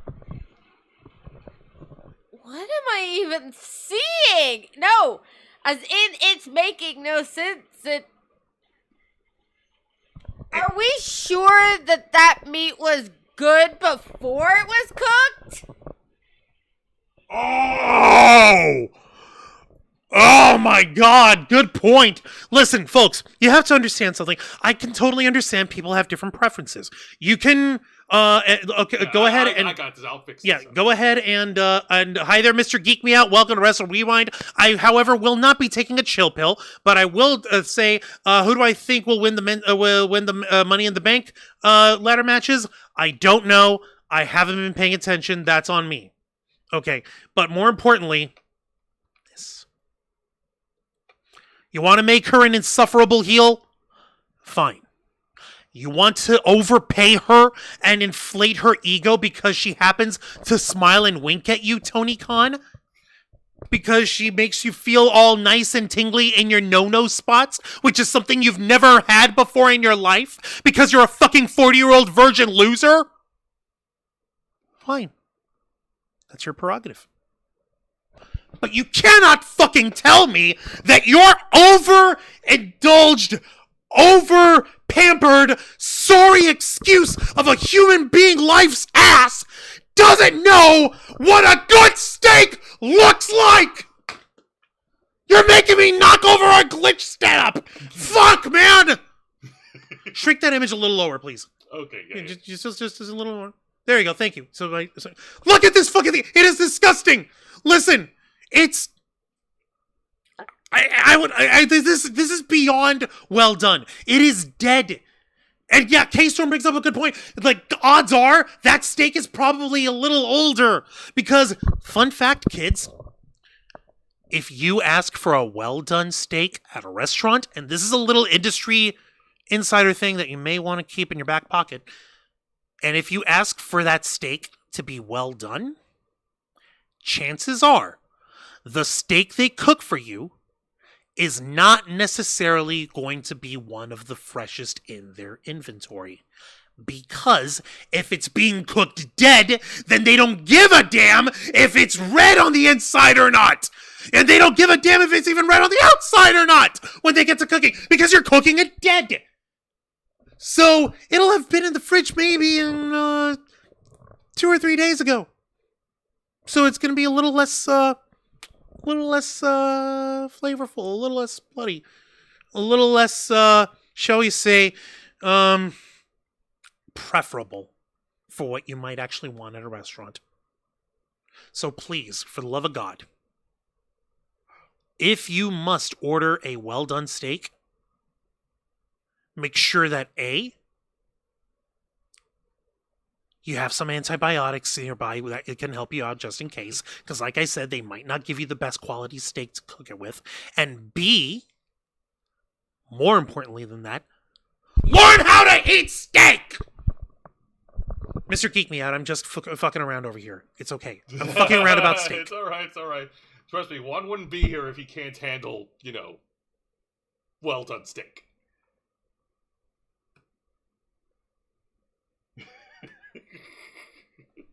This just goes to show you that Tony Khan is not only stupid, he's one of those billionaires who has no actual class. Because if this is what they consider a fine steak, then he's got no fucking chance in hell. Sexless loser, Tony fucking Khan. Fuck you. Tag in. Okay.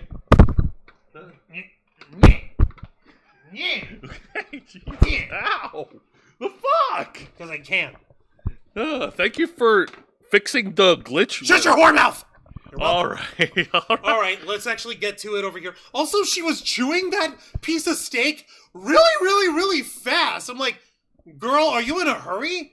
Did you skip lunch? Like, that was the only other fucking funny part about this. But yes, let's actually get to the actual match itself. Jose, please tell me that there was No. This tag match was superb. It was absolutely phenomenal. As Mercedes Moné watches on with her dead chunk of meat, if you want to call it alleged meat. Timeless Toni Storm and Mina Shirakawa got the early momentum going. They were able to dominate the early tag match until Julia Hart and Sky Blue unleashed their underhanded tactics and laying in some punishment on Mina Shirakawa. And then in the middle of the match, pulling a page from The Undertaker's book, because everybody's doing it, Julia Hart hits the old school on Mina Shirakawa, knocking her down. And then when we got back from commercial break, Mina Shirakawa tried to fight back against the odds, 2-on-1.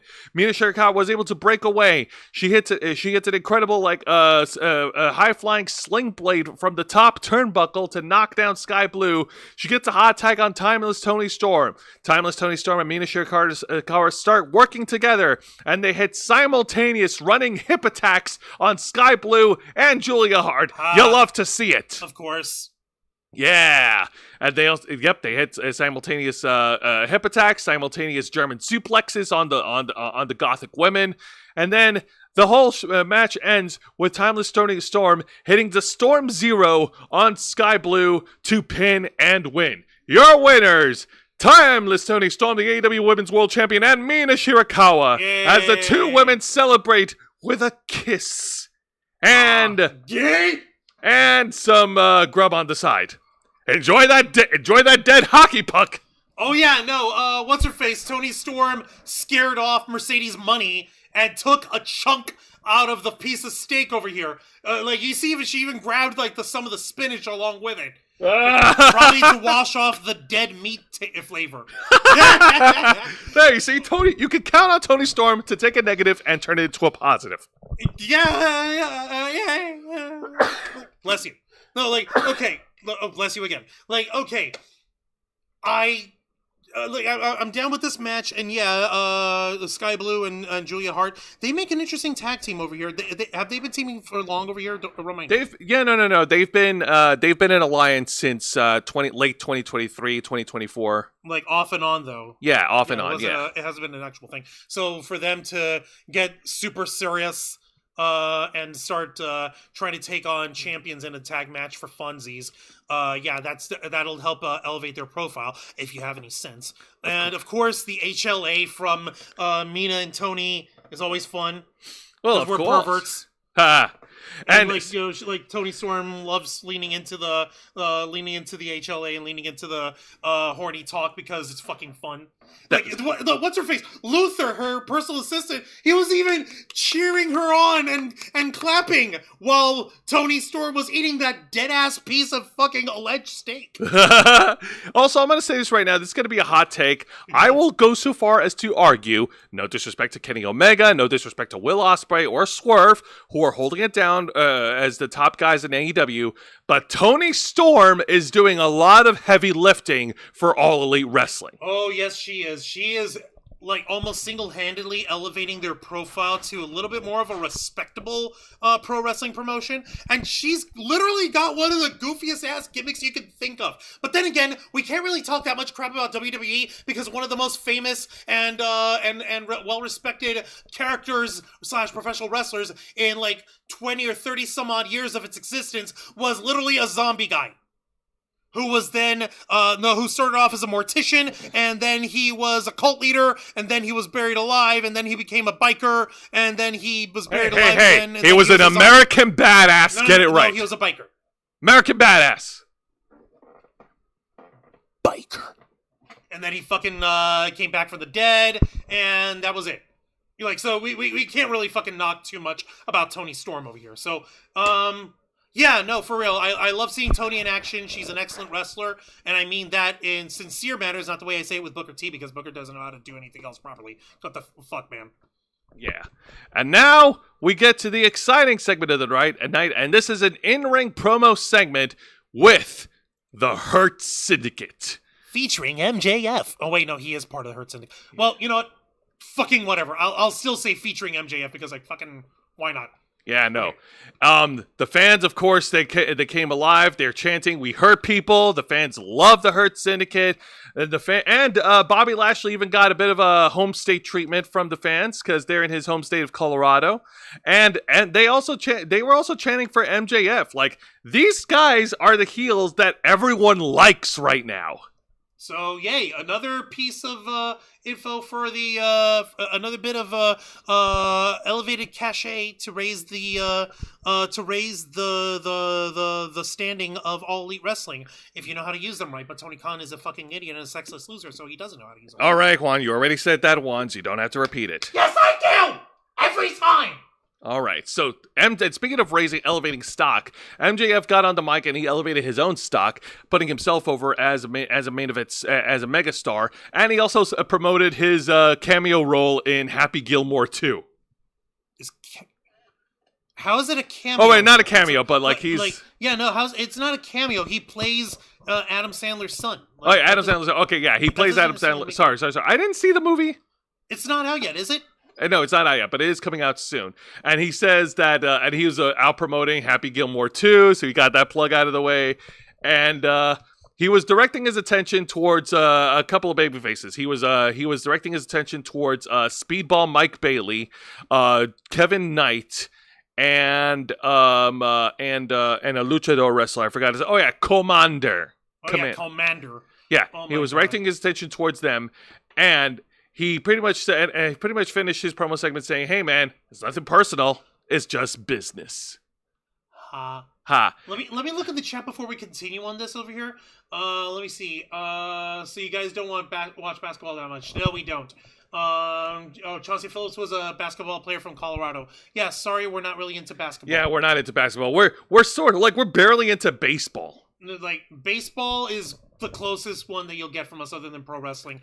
Let me see. I take well done, please. Okay, that's all right. I won't think any less of you, Mr. Quake. Yeah. I'll be judging. Let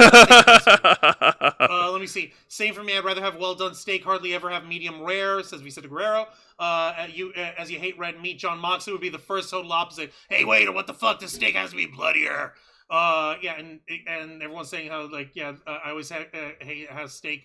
Well done. Sorry, guys. Yeah, don't worry. I'm not actually fucking serious about people's taste in it.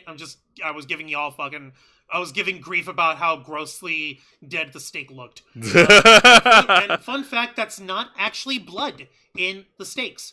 Because when steaks are processed, all the blood is drained out completely. That is not an actual bit of blood that drains out. That is something called myoglobin, which is a protein that stores oxygen in the muscles. So when it's heated, it releases this liquid protein, so it looks like blood, but it's not blood. Actually, no, Juan. I had to correct myself. MJF wasn't cutting a promo on any of the guys I mentioned. He's cutting a promo on the debuting luchador from CMLL, Místico, a.k.a. former WWE superstar, the First Sin Cara. Oh, no! Oh, no! No!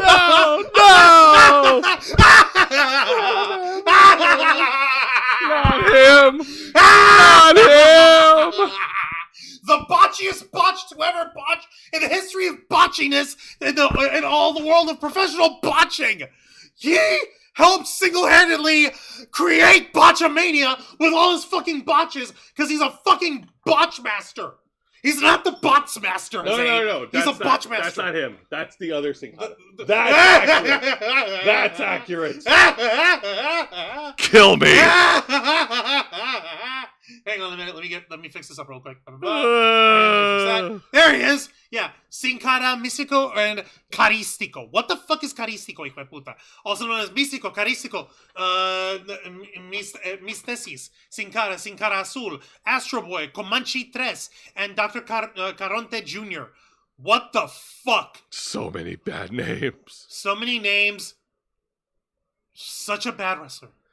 He is not meant for North American professional wrestling in any way, shape, or form. No, he crapped the bed in WWE, gaining a reputation of being a prima donna backstage, and he rubbed everyone the wrong way. And he was also a bitch when it comes to injuries. Like literally, he stopped a match in WWE because he broke his finger. He broke his own finger in the middle of the match. Yes. And he decided to stop to walk out of the match. Yeah, he called for the referee and officials to stop the match because of a broken finger. Bro, people have broken their fingers and they continued on with the match. Shut the fuck up. Fucking Triple H threw out his quad in the middle of the match and finished through. Fucking Stone Cold Steve Austin was spiked pile driven by Owen Hart, got his neck broken, and finished the match anyway with a broken freaking neck. Yeah. Those are big dedito with a finger fucking bitch. Místico first Sinkata in AEW, LOL. Wonder how long it takes till he fights backstage and on the road. I give him 10 minutes. But anyway, so after MJF finishes his promo, they were then interrupted by the trio of Commander, Speedball Mike Bailey, and Kevin Knight. And these guys want a shot at the AEW World Tag Team titles. To which MVP got on the mic and pretty much said, no, you want a shot at the titles, you need to earn it. You need to start winning. And they pretty much just stormed off and left the baby faces alone like a bunch of chumps before their upcoming trios match, which was later on the show. Later on the show, which they won. Yeah, but this was still a great promo segment, and I love MJF and MVP. They are masters on the microphone. But man, MJF and Místico. No. You know, the one thing I want to see it because I want to see MJF actually try to break Sinkata's finger. Please. Break his fucking finger. But I also don't want to see it because it's Sinkata. It's fucking Botchkata. It's Botchy Botcherson. He's the botcher to botch in the history of botch. The most debauched botchery of debauchery in history of all botches. Have we mentioned that he botches? He fucks up so many fucking moves in the middle of the ring, and he fucking and people treat him like hot shit. But it's okay, Juan. That was back in 2011. It's 2025. Surely he's gotten a little bit better since then, right? I mean, he's had 14 years. That's a very long time. What do you think?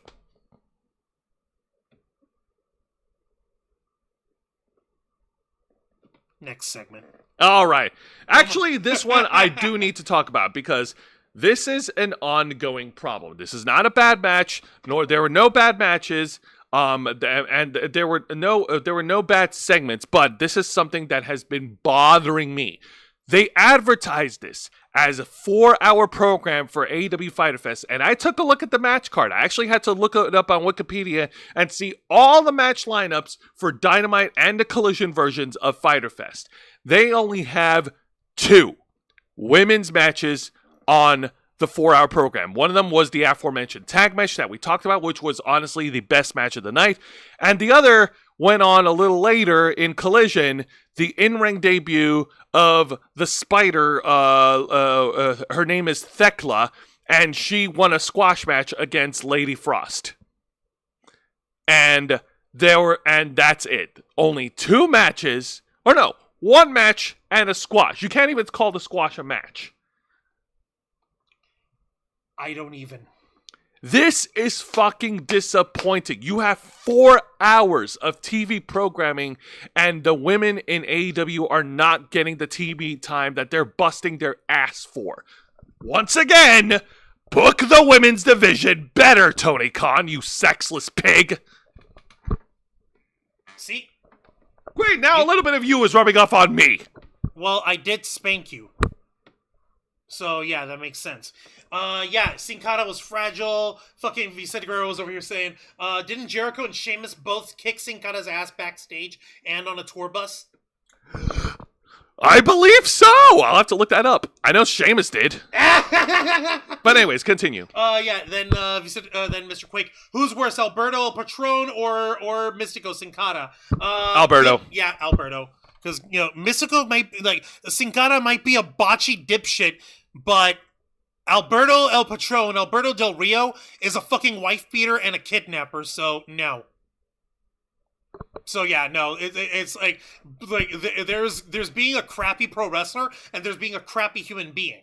Exactly. But let's go ahead and get back to the subject at hand here. Only one fucking women's tag team match on the 4-hour programming of Fyter Fest. And they only had one segment with Megan Bayne and Penelope Ford. They dragged Anna Jay over to the stage, and they were about to put a hurting on her until Ty Mello returned from injury, or returned from maternal leave. She's the real life wife of Sammy Guevara. She made a return to save her best friend Anna Jay and fight off against the heels. So they got one match and one segment. What the fiddly fuck? Unbelievable. Why?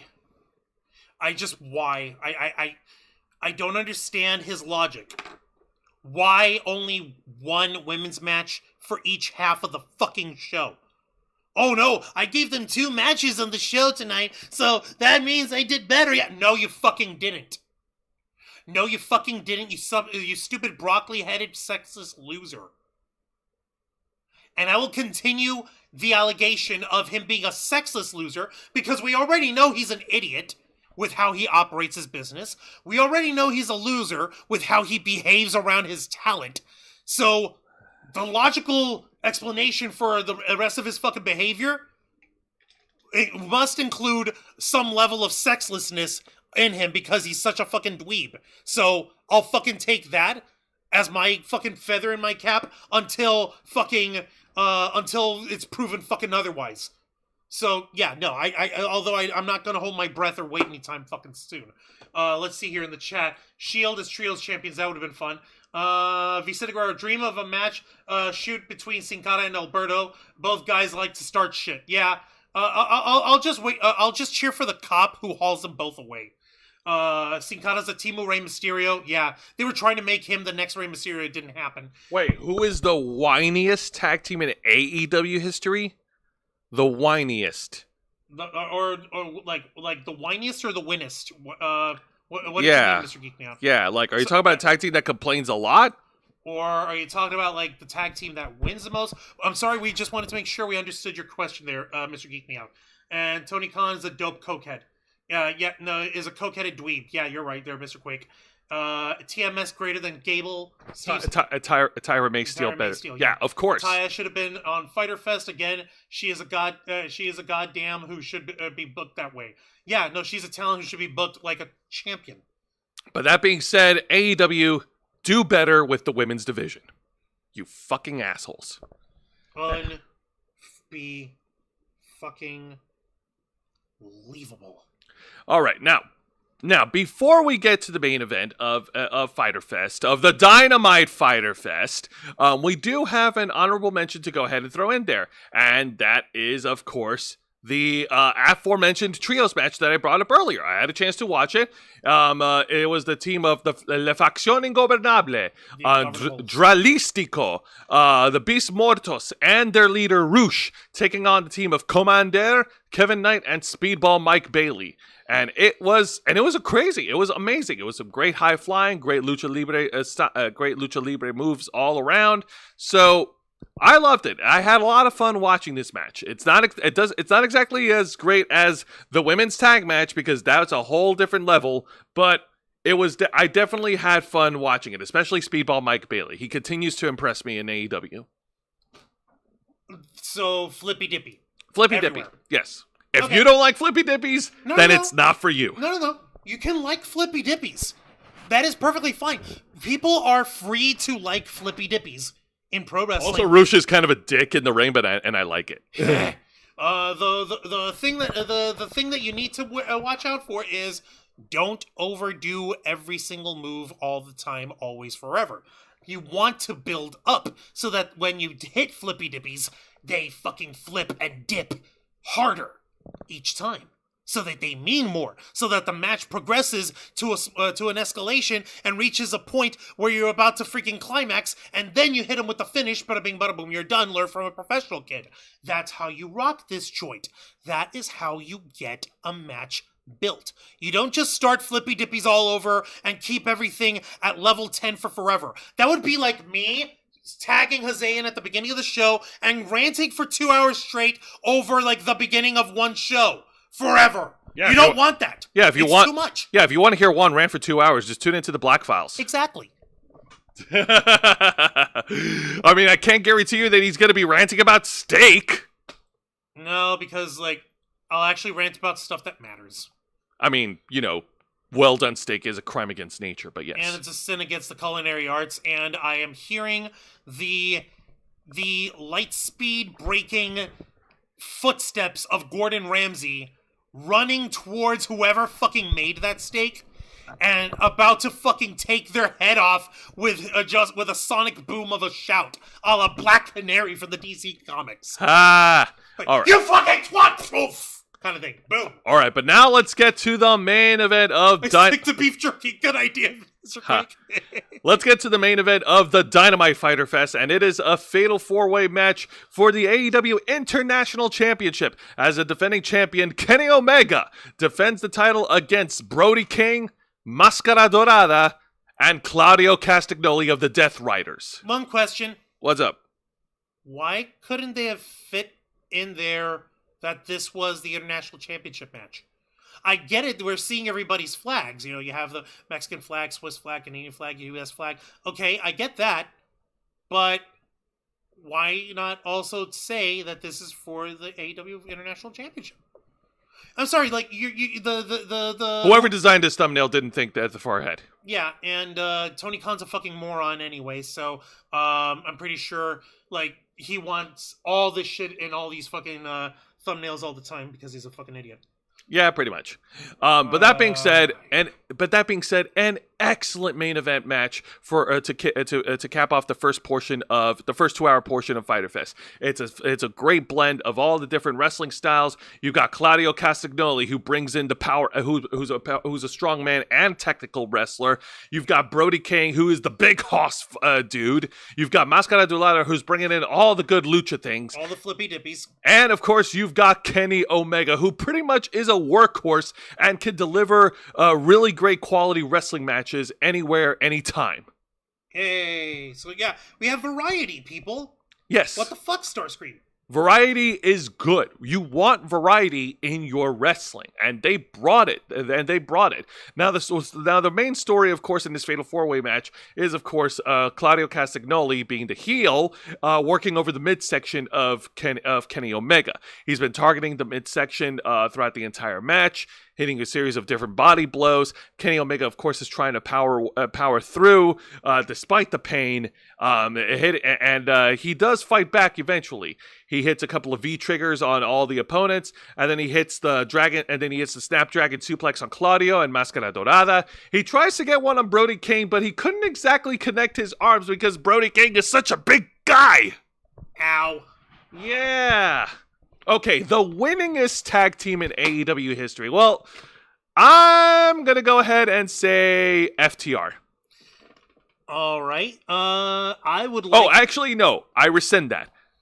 The Lucha Brothers. Penta and Rey Fenix. Okay, yeah, they were the winningest. They were. I was going to go with the Acclaimed. But they were tag champs and then they were trios champs, right? Yes. So yeah, Anthony Bowens and Max Caster. Yeah, I don't know why the fuck you had to split them up. That's one of the best acts ever. Fucking hell. I know, right? Damn. But that being said, continuing on with the match, everybody was able to get their own shit in. Brody King was dominating throughout the match. He hit a Death Valley driver on Máscara Dorada, and he dropped him on Kenny Omega, who was sitting in the corner. And then it's so cool. Like, Brody King then fights back against Claudio Castagnoli in a battle of strength.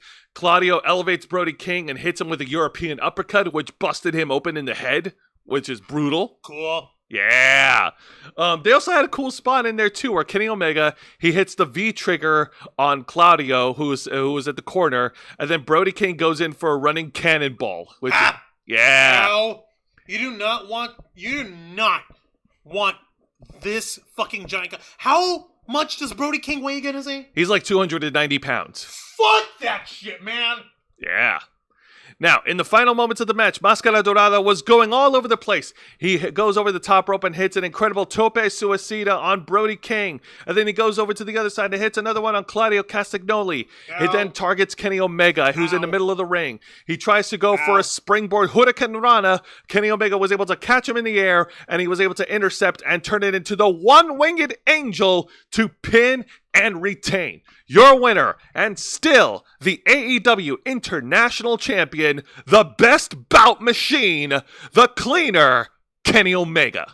All right, this redeemed a little bit. And then after the match, out came the AEW Continental Champion, the Rainmaker, Kazuchika Okada, and these two guys got into a brawl, and the match is officially set. Kenny Omega versus Kazuchika Okada at AEW All In. Winner takes all. They're unifying the championship. To finally make the Intercontinental Championship. Or to just retire the Continental title. No, we know Tony Khan. He's going to try to make it an Intercontinental. This is International and then Continental. So hey, listen. Hey, listen. I'm fine as long as they fucking start dropping one of the belts. Okay. I'll take that. All right. Yeah. No. It sounds like this match was pretty all right. I don't have any problems with it. I'm not gonna complain about it. Oh yeah, absolutely. And that is to cap off the Dynamite portion of Fyter Fest. If you want to see the rest of it, go look it up online for Collision. Blah. For real, guys, it's like.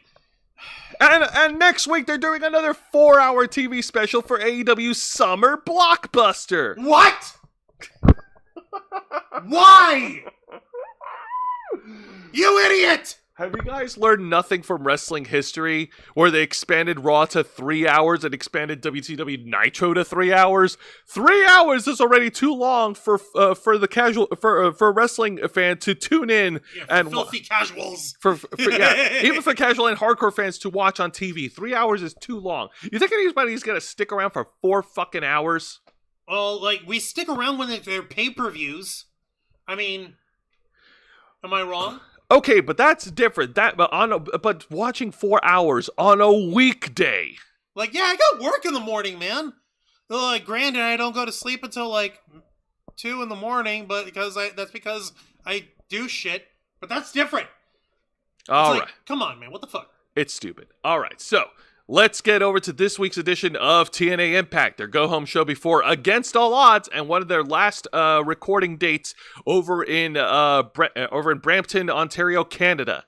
Yeah, so how do we start our show off, Jose? We start our show off with a one-on-ones match in the Knockouts division. Oh, yes, that's how you start off with After an incredible showing over at Under Siege, the Tasha Steelz, representing the Order 4, goes one-on-one against the former NXT Women's Champion, Indy Hartwell. Remember to support indie wrestling, folks. And the Good Hands have changed their name to the Great Hands now.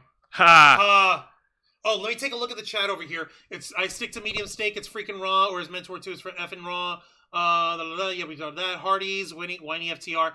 AEW Intercontinental, I hope it sticks. They really should just retire the Continental crown because that was too much. And Vicente Guerrero, some ICW fans say AEW has too many titles. On the bright side, as long as Moxley's in the ring, they'll never need a hardcore title. That's messed up. Very funny. Dang, man.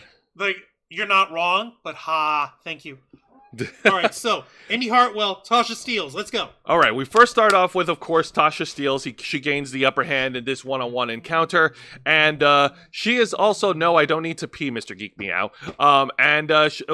Like Juan said, she's flanked by the Great Hands, so she has the number advantage over Indy Hartwell, and Indy Hartwell's fighting real hard against the odds. Tasha Steelz was able to hit Indy Hartwell with a sliced bread, but was only able to get bread.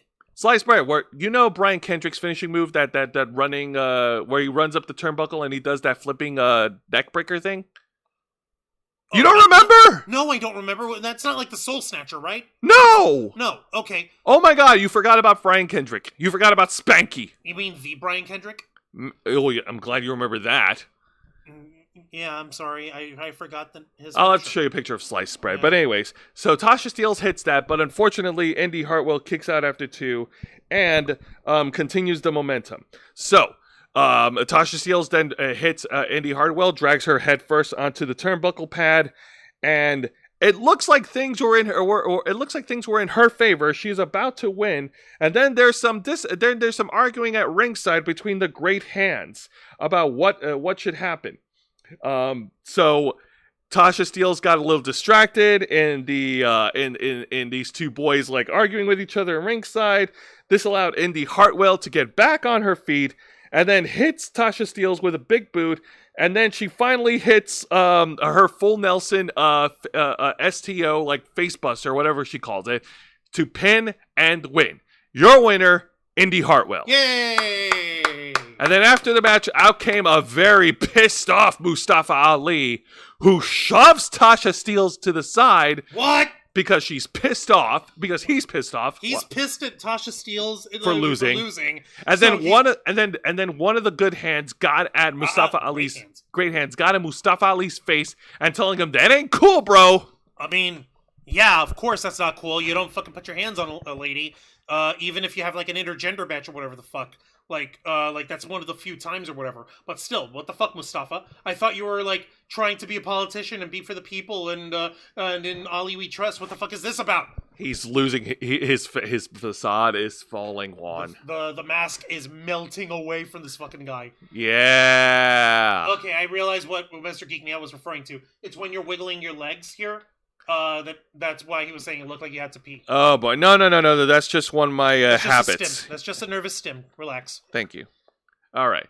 So now let's get on to the exciting match of the night, and this one is fucking fun to watch. And I'm gonna be biased when I talk about this. This is the Monsters Ball as the demon assassin Rosemary takes on the angelic rebel Rosiah Brookside. Good versus evil, light versus dark, devils versus angels, good versus evil. You said that already. White versus black, or both dark red. They're both white. Well, shut up. Anyways. So it's a hardcore match then. It is a hardcore match. No disqualification, anything goes. Lazy booking. Yeah, I'm sure you're going to get a free shirt out of it, Juan. I hope so. Hey, corny. So I wear size XL.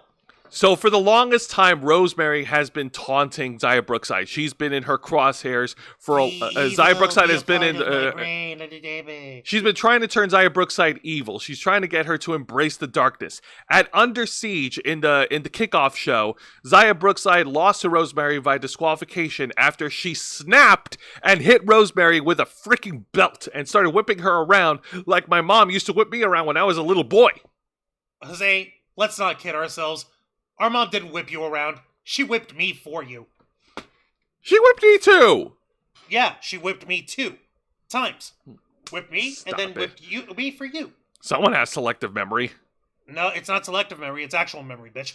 Whatever. Anyway, so Zaya Brookside, she snapped and she's agreed to the Monsters Ball match. And the way they hyped it up is that they have these 2 women separated in their own rooms for 24 hours, no lights, no food, no water.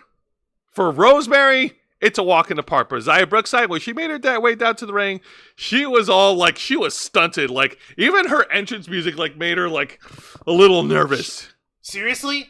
She was trying to sell the whole thing. Wait, okay.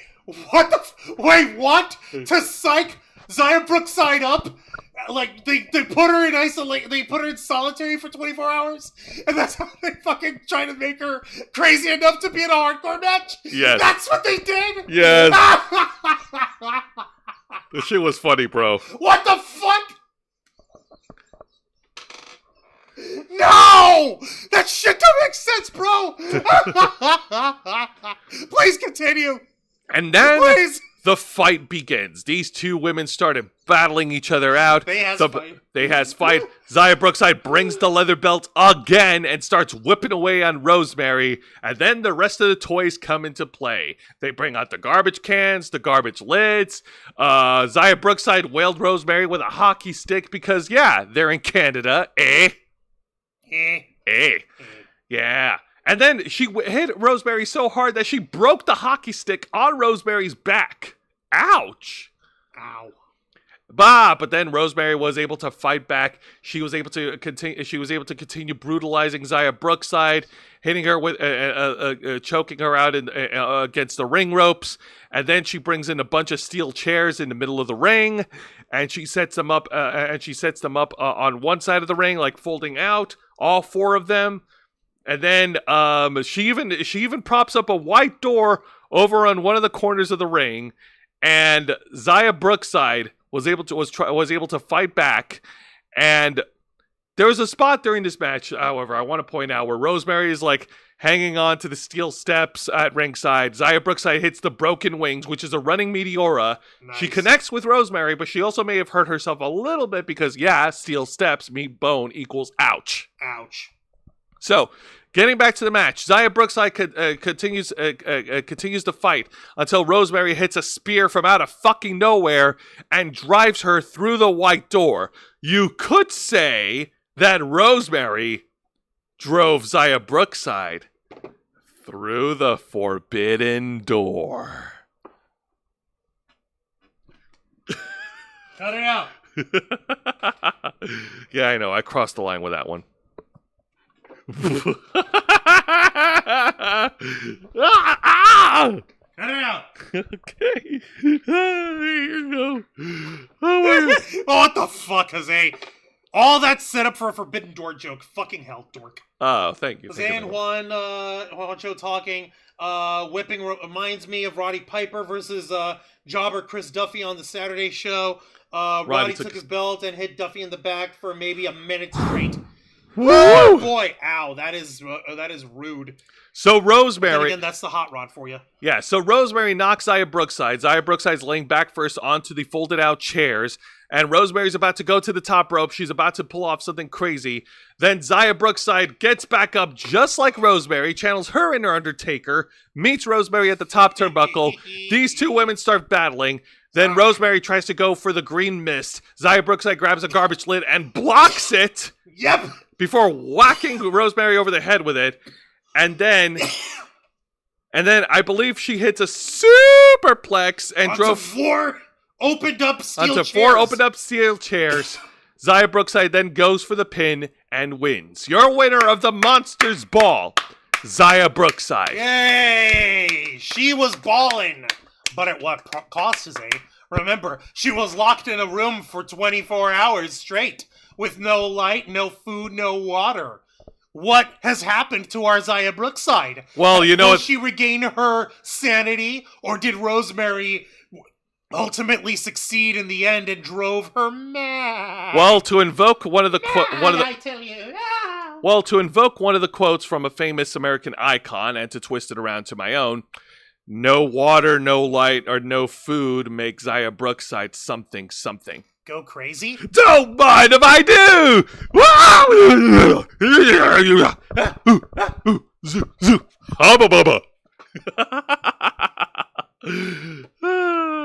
Oh, God, no. Cut it out.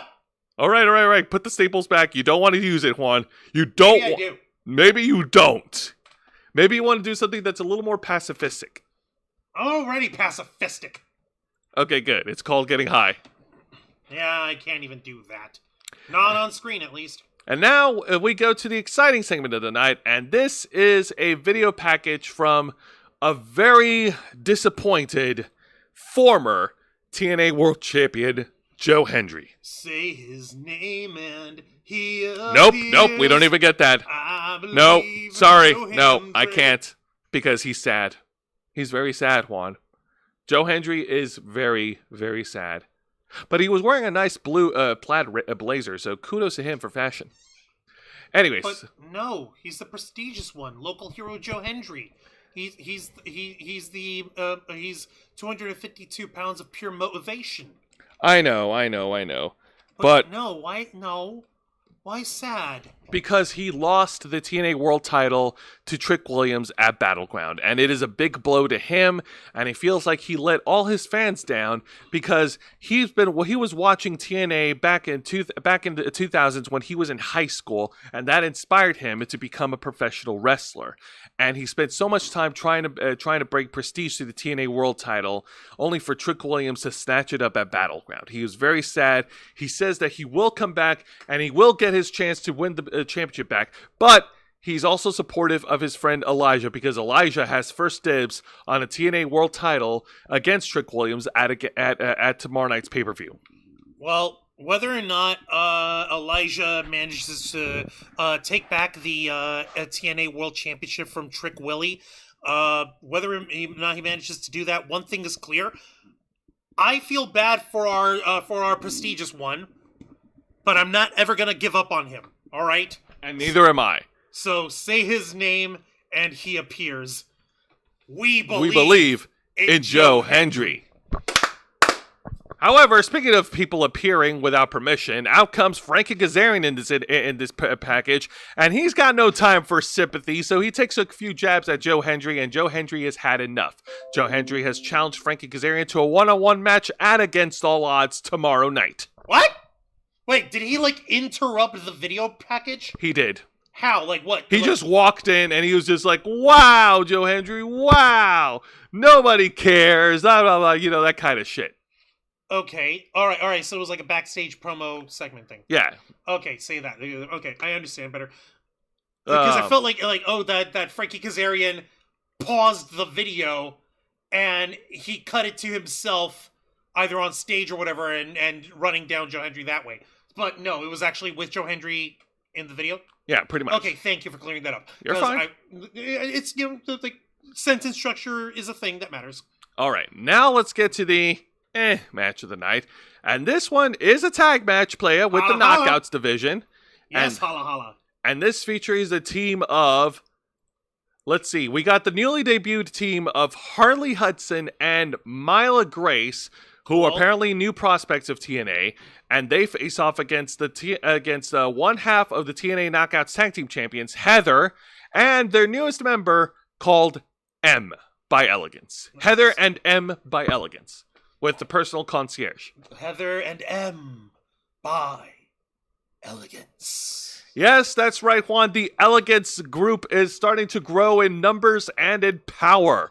And, like I said, this match was okay. Not exactly anything spectacular, obviously. And Harley Hudson and Myla Grace, they got their moment in the sun. They certainly put up a really great fight. The Heather and M were working over Harley Hudson in the beginning, which, by the way, holy shit, I've never seen so much magenta on a woman ever. She had magenta in her hair, magenta in her ring gear. It was crazy. That's really hot. Okay, sorry, look, no, I see Harley Hudson with her short hair over here, and it's hot rod pink of doom. It's Barbie pink, and I'm like, that's a lot of pink, bruh. No, I'm just hey, contain thyself. Never.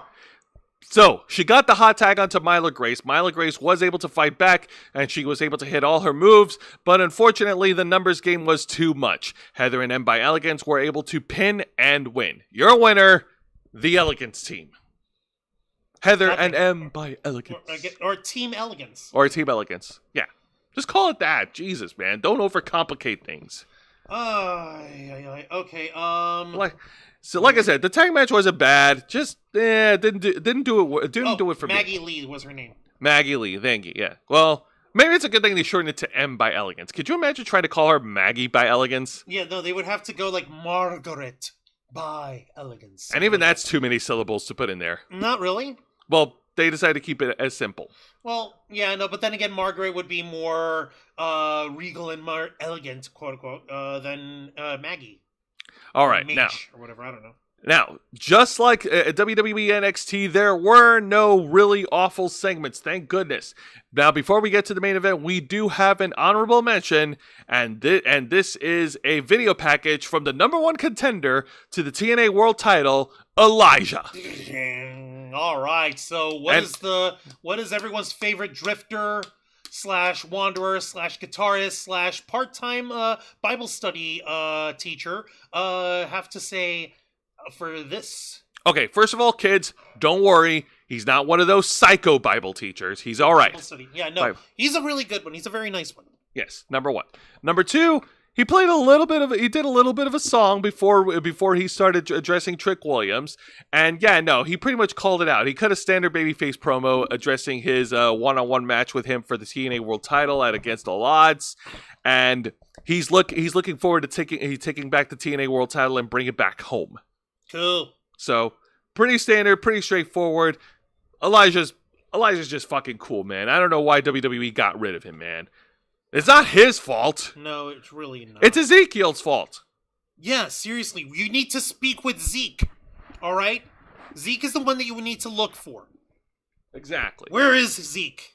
Where is Ezekiel? He's lost somewhere. Anyways, now let's get to the main event of this week's edition of TNA Impact. And this main event is a 6-man tag team match playoff. Holla, holla, holla, holla, holla, holla. That's a lot of hollas. Featuring the teams of Matt Hardy, Leon Slater, and Mike Santana versus the teams of the TNA World Tag Team Champions, Nick and Ryan Nemeth, the Hollywood Heels. They're not called the Hollywood Heels, Jose. I know. They're just the Nemeths. The Nemeths. And Frankie. Sorry, we don't get a fun name for the faction. Motherfuckers. And Frankie Kazarian. All right, yeah, Frankie fucking sticks his nose in other people's fucking issues over here, trying to rag on our boy Joe Hendry. So first of all, Leon Slater once again showing that he can hang with the best of the Hardy Boys. He is an incredible high flyer. He's delivering delivering a lot of receipts to all the opponents in the ring. He hits an incredible poetry of motion with some team help from Matt Hardy, and he also leaps over the top rope and knocks out Frankie Kazarian over at ringside. He goes back into the ring, and Nick Nemeth tries to hit the sweet chin music early on, but then Leon Slater hits a super kick right back at the chin of Ziggler. Ha! Yeah. But then Leon Slater starts to get worked over by the Nemeths and Frankie Kazarian just a little bit, and this wore him down for the middle of the match, right? Right. Yeah. That pretty much floored him for it. Yeah.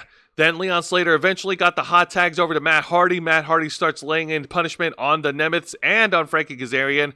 Then Mike Santana gets into the ring. He starts dishing out his offense. He hits the rolling buck 50 onto I believe it was onto Ryan Nemeth. Yes, it was on Ryan. Yep, he hits the rolling buck 50 onto Ryan Nemeth, and in the final moments of the match, he also hits his spinning discus clothesline, which he calls it the spin the block, onto Ryan Nemeth to pin and win. No, that was on Nick. On Nick Nemeth, yes, I'm sorry. To Nick Nemeth to pin and win for his team.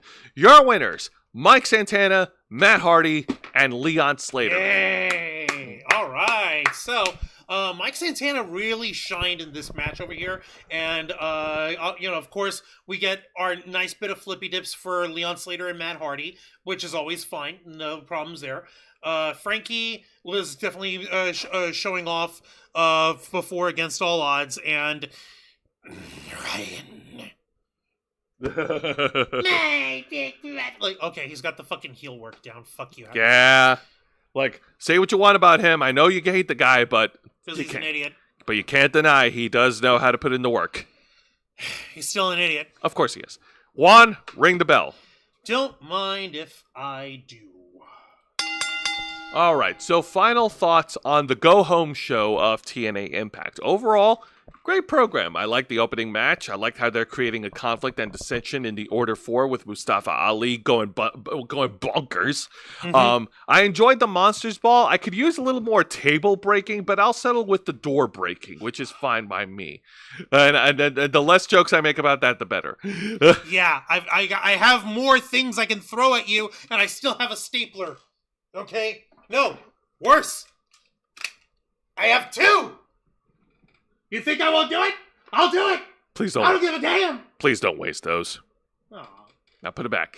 Aw. And the main That's event, and the main event match, of course, once as Juan said, highlighted Mike Santana and solidified that Mike Santana, no, he is the guy. He is broken out of the ranks of tag team wrestling, and he is his own man. He's a very good single star over here. He's a very good single star, and he is a main event player on his own. And I can't wait to see what they do with him going forward. And everything else was also pretty good. Like, there was a segment, I cannot believe that there was a passionate segment with Santino Marella ahead of his match against Robert Stone for the winner. Whoever wins, it runs TNA. Which I know the storyline sounds stupid, but damn, Santino spoke from the heart. I know, it's so weird. Like, Ariana Grace was with him too, right? No, it was just Santino Marella. Yeah, no, it's Santino Marella. Yeah, okay, it was really sweet and nice. Like, oh hey, he's cutting a decent promo. That actually matters and is actually about stuff. Yeah. And where the hell did this come from? Because this is the guy who used to dress as his sister Santina. What the fuck? Exactly. And yes, we're ending Hassan. Yes, we are. Vicente in the chat. Nick and Ryan Nemeth not calling themselves the Hollywood Heels anymore, but Ryan should still be using the Hollywood Heartthrob nickname. He had that in AEW. He could try to get away with that. He could try to use that if he wanted to. And yeah, no.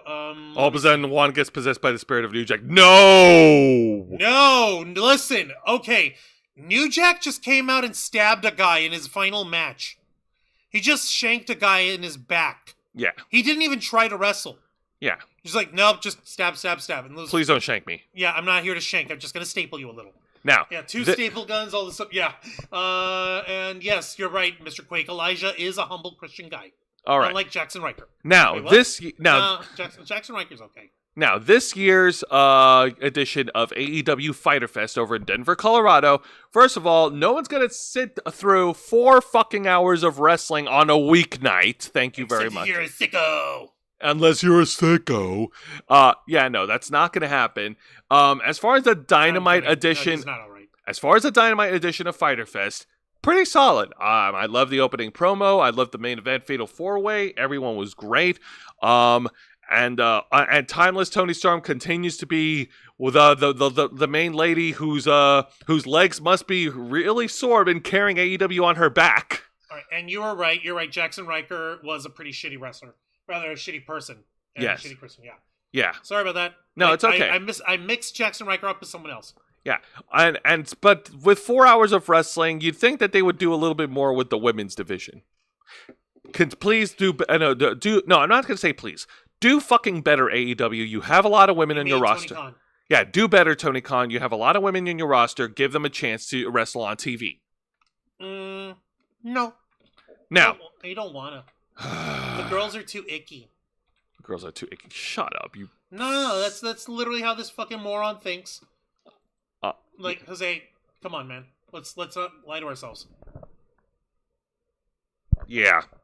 Now, this week's edition of NXT, the go-home show before Worlds Collide, was also pretty good. The major talking point, of course, is the debut of Mariah May.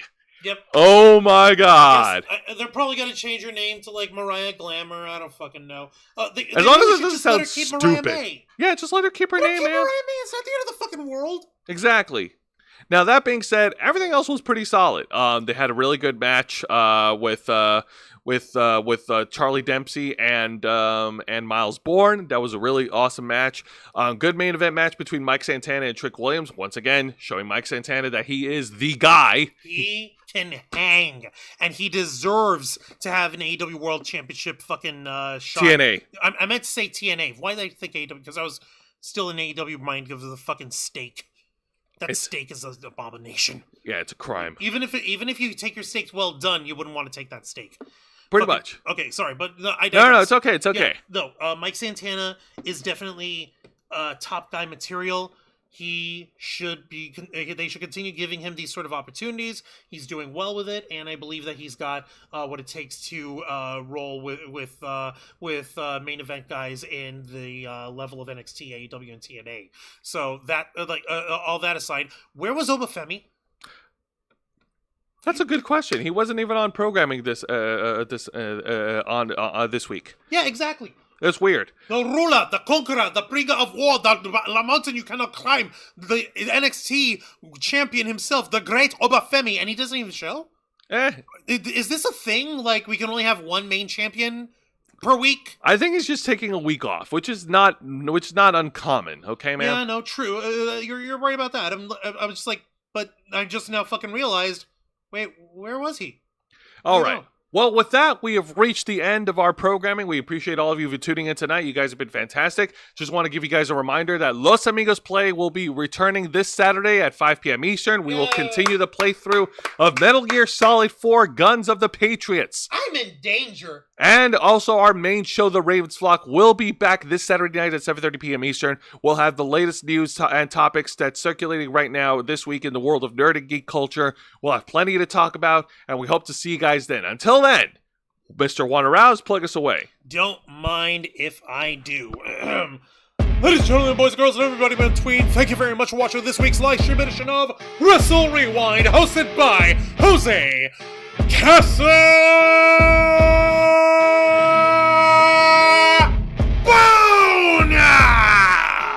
as he reviews for you the best and the worst of three of the most exciting professional wrestling programs in North America today: WWE's NXT, AEW Dynamite, and TNA Impact. Step into the ring every Thursday night at 10 p.m. Eastern Time, live simulcasting on YouTube and Kick. Hit the subscribe and the follow button, ring the notification bell, stay up to date on all of our content. Become an inner flocker by hitting the join button, and until next time, continue to follow us on Facebook.com/RavensFlock, Twitter.com/RavensFlock13, Instagram.com/TheRavensFlockOnline, Kick.com/TheRavensFlock, and of course, remember to hit the subscribe button and ring that tiny little notification bell right here on our flagship platform, YouTube.com/TheRavensFlock, humble home of the Black Files, Los Amigos Play, Wrestle Rewind, and The Ravensflock.